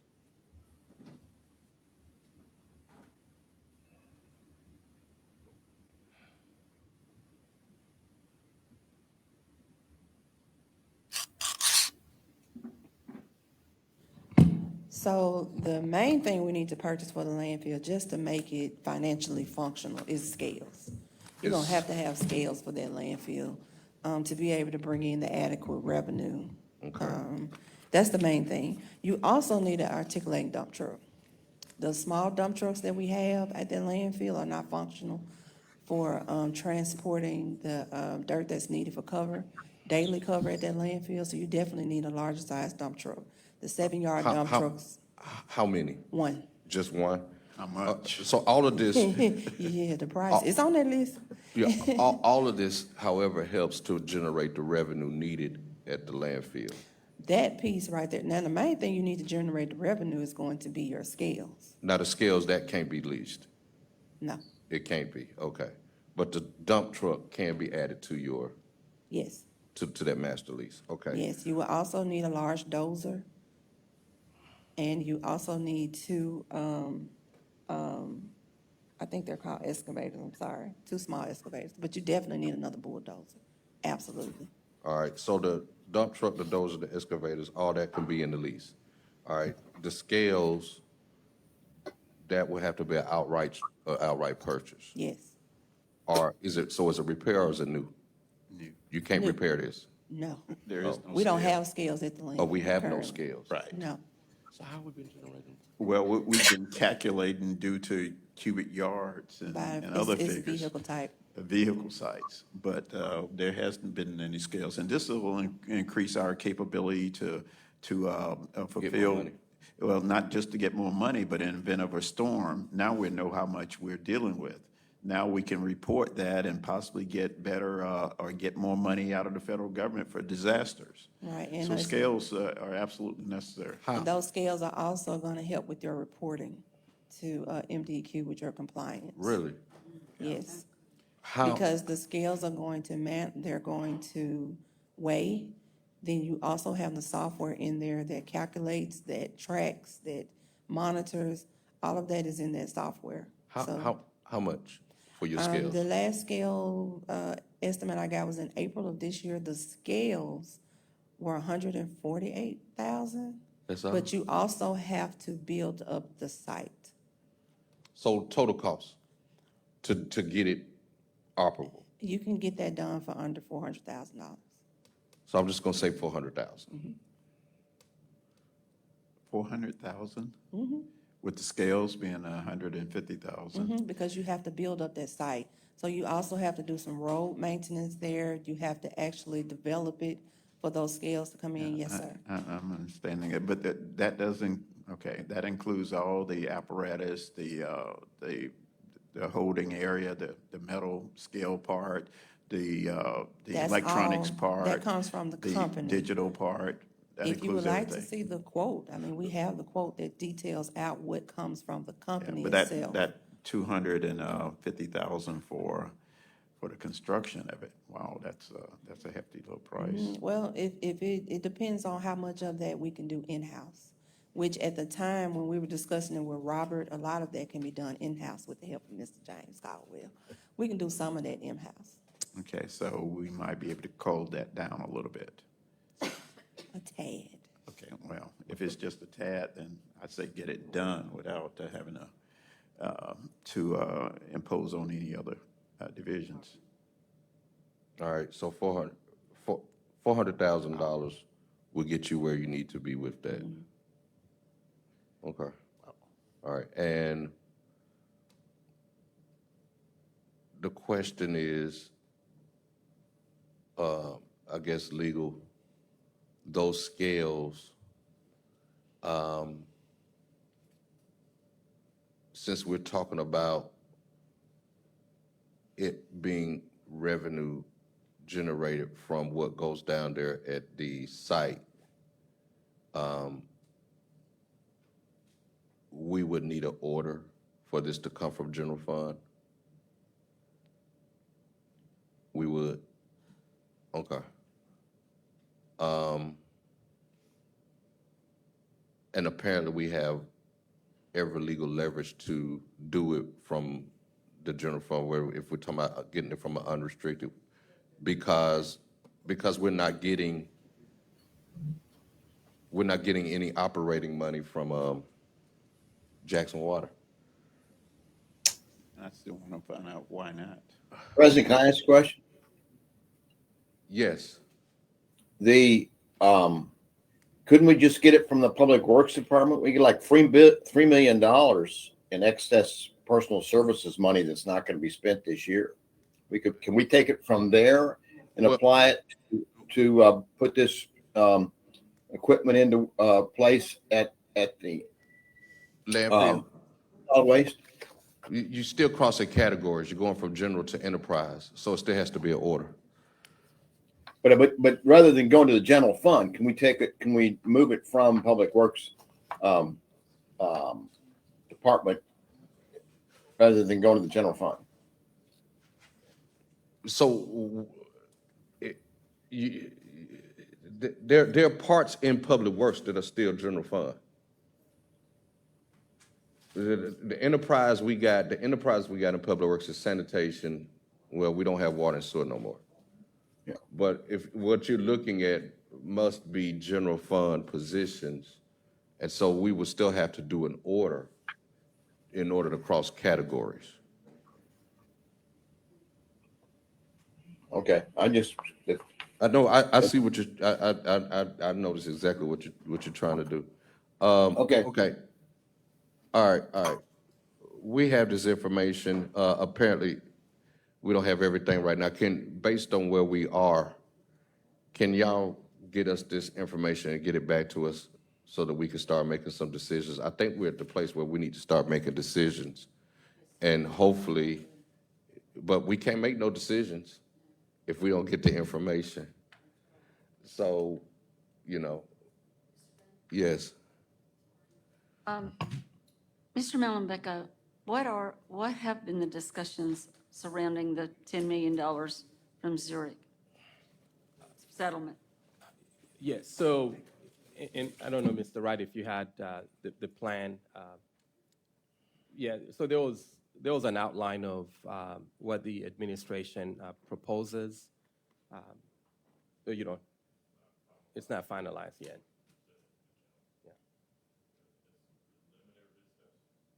There have been some preliminary discussions regarding it, and a presentation was going to be made to the council.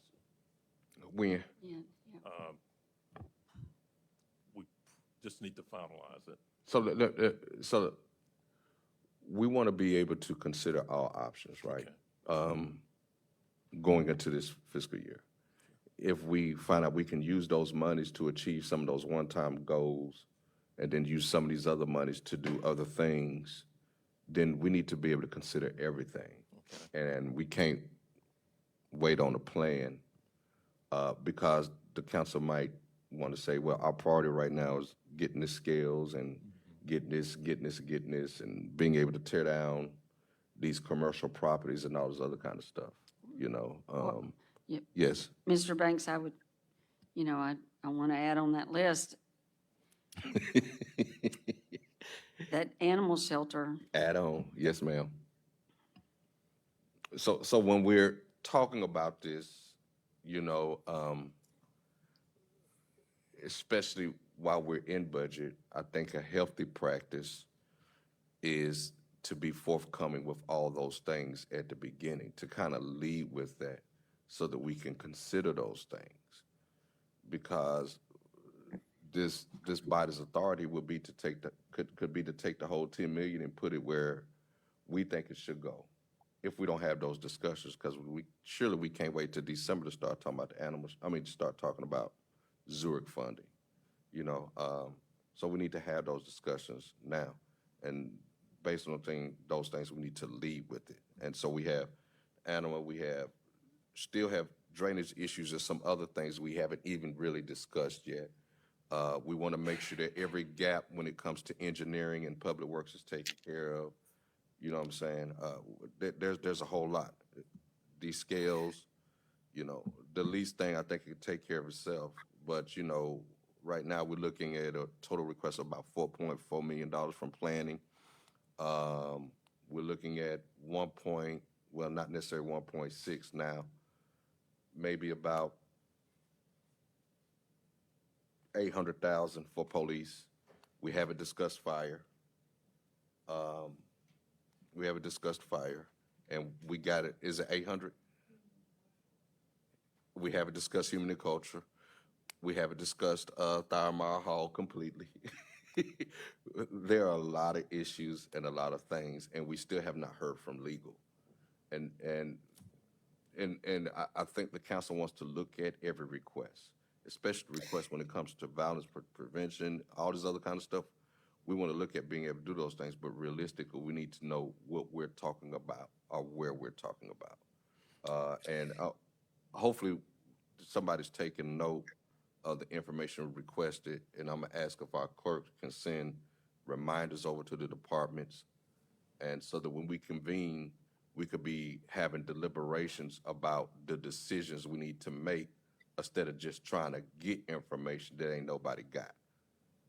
Hart. Yeah, just a couple of comments. One is, I'd like to add on to that list too, that I'm not sure if we covered already, but that's the diversity study under the planning department.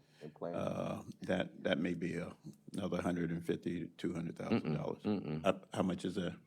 Higher? Between a little under 500, if you want to get it done right. And yeah, so that's something else I would like to throw in the hopper there. That's critical, I believe, in our planning process and in getting our minority businesses into the mix here. The second thing is grants management. Are we aggressively pushing that section to do whatever they need to do to make sure that they're advertising? And if we do get additional grants, and maybe we can move that money that we've already allocated to something else that's needed. But is it aggressively moving forward with our grants administration? Yeah, so I think Councilman Hartley, you had missed the meeting. They did a presentation. And Okay. We'll get you a copy. Did you get a copy? Okay. Yeah, And I we'll get- apologize, yes, that, I had another obligation that particular morning. I came on tail end of it, but if you could get me a copy of that, I just want to see where our results are right now. Because, we do have money and we will continue to ask for money. Councilman Foote and I will probably be going before the state to ask for money for blight control and other things. But federal money, we're continuing to press there. But we want to know, as we allocate taxpayers' money, that we have done a very aggressive job of going after money that taxpayers won't have, that they already paid into. And that's the thing. It's already their money. So we need to go and find it. Thank you, Mr. President. Councilman Banks, Yes. thank you. I'd just like to say, well, I wasn't going to say this, but I'd like to remind Congress, oh Lord, Councilman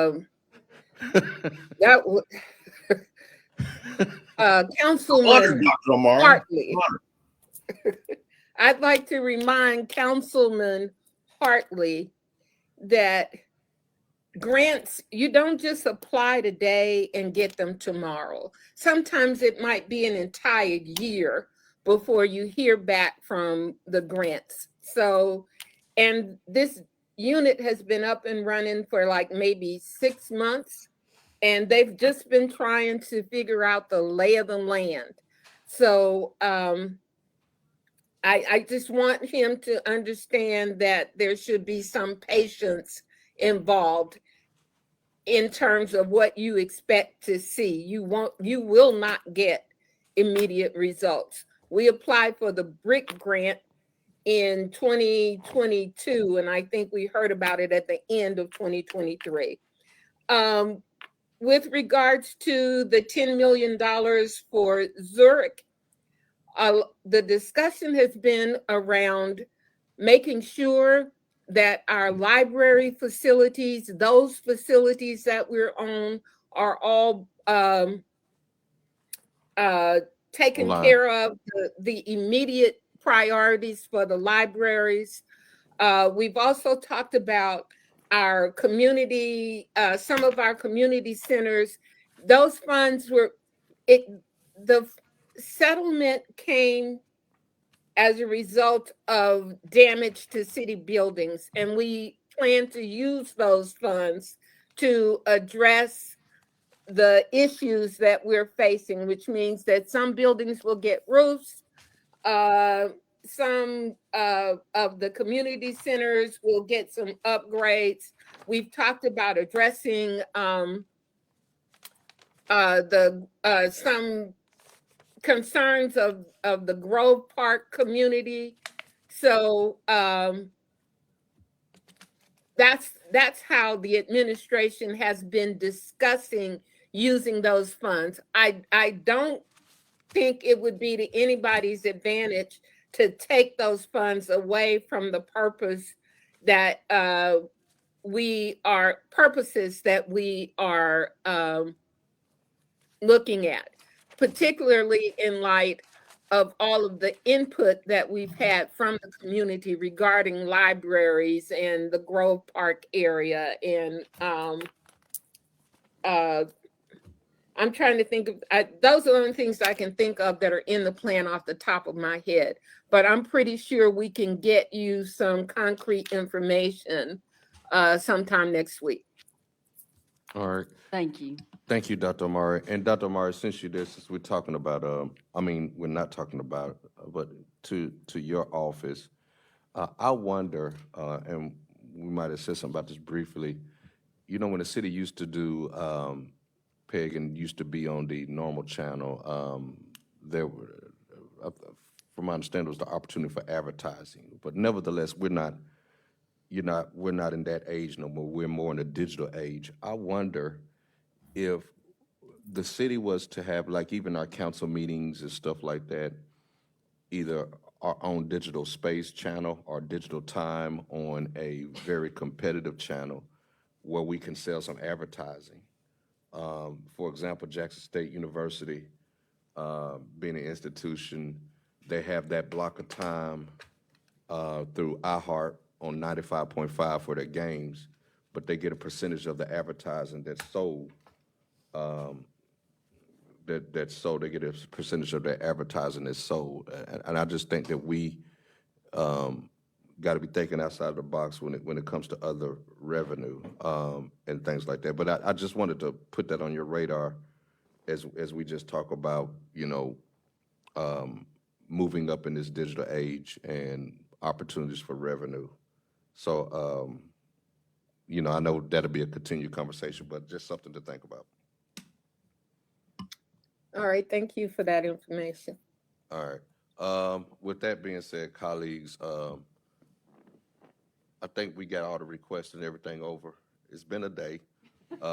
Hopefully, next time we come back, we could just start making some decisions and everything. And just a reminder to every department, your requests. I don't know, have we gotten anything from the fire department yet? We have not. All right. So have we got anything from IT yet? We did get IT. All right. So what department is lacking? Is it just fire? All right. So we got it. Oh, we don't have nothing from legal. Y'all haven't presented yet. All right. All right. Legal is next Thursday, right? Yes, sir. All right. Legal is next Thursday. So legal presents next Thursday. We don't have, is somebody just make a note, we don't have anything from fire yet? All right. So we don't have anything from fire yet. We got everybody else's numbers, correct? Well, we still are going to wait for the comparisons of cutting grass and not cutting grass. Okay, yes, we do need that. That's yeah. So, but as far as everybody else that's been before us that we haven't brought back, we got their numbers, except for fire. Police gave us theirs at the beginning. IT, we got theirs, right? Mayor's, Dr. Omari, did we get yours? Did she put it out in the presentation? No, she asked for a 3%. Raise. And then the youth programming, I don't know if she had the youth programming. Numbers. Yeah, I gave you, with the presentation, there was a budget for the Youth Engagement Center. Okay. And I think budget was going to rework the book, the salaries with the 3% increase. I don't know whether that's in the budget book. Mr. Mellenbecker? Yeah, no, I was just going to say when Dr. Murray presented, she did outline the requests in that document, and I was trying to make sure that you got a copy of it. So we do have the 3%? So is it in the? Oh, yeah, there was something, I don't think it was in the presentation, but it was an additional handout with the 3%. Okay, but none of that's in the budget book. It is in the budget book?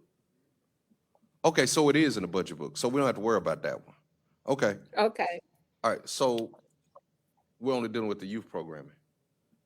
All right. So based on the request, can we make sure that we verify with finance what's in the budget book and what's not? Or what's already and what's not? That way we'll know. Anything else? Yes. I just want to thank everybody who came before us today and helped us try to sort through all of this. This is felt like this is sausage making, but I think we're going to be better for it. And so this really was very helpful to us today. And so thank you all for coming. Thank you. All right, thank you. And Ms. Benita, listen, I know, and this is, I've been around a while. This is my first time seeing you come before this body. Don't take none of this personally. No, don't take none. And let me tell you something. You can only do the best you can with what you have, considering what's been provided to you. And when you stood here and you say, hey, what's before you all is not what's presented, I believed you. Okay? All right? All right. So I just wanted to encourage, I don't want you, it might have seemed as if, I see you shaking your head, but it seemed as if you was in the hot seat for a minute. But I know that doesn't feel nice, and nobody wants to be, but I just want to just encourage you because, you know, I see you. And so I want to appreciate all of you. I want to appreciate the hard work all of you all are doing. All right. Councilman Hartley. Yes, and along that same line, I'd like to say thank you to all the departments. This is not an easy thing to do. We have to make some decisions, and decisions always have to be surrounding the priorities of the people. This is, in fact, their money. It's taxpayers' money. It doesn't belong to any of us. We're simply managing it for them. We have to do that to the best of to our abilities. So if you get a chance to think outside the box in a way that's going to save money while getting the job done quickly, then let's go ahead and think outside the box, propose new thoughts. You know, when I mentioned about the grants, that's another way for us to save money that the taxpayers won't have to spend. Again, it's important that we continue to make those decisions, continue to look for ways, solid waste. I know one thing you'll do is collect metal down at the landfill, saving money, saving space. Those are the kind of things that we're going to have to put all our brains to.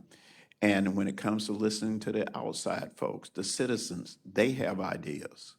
So some of the things that I propose simply come from the citizens already examining this issue. Well, what about this? What about that? So I appreciate your participation, appreciate Madam Vice Deputy Director, your patience, appreciate all the input, and Cardwell, appreciate the thoroughness that we're looking at and getting things done for us, our stormwater system, for us, our solid waste system, Ms. Weathers, and for us, all these things. But continue to think outside the box. We don't have the luxury and the time of just formatting something. Oh yeah, this is the way we always done it. And no, we don't have that. We're in a different space today. So thank you for all your hard work and helping us meet these goals. All right. Is anybody going to check with fire to see when we would be able to get? All right. Thank you, Mr. Wright. All right. And I think that's everything that we would need. Clerk, is that everything we need? Okay. All right. All right. With that being said, this meeting is adjourned.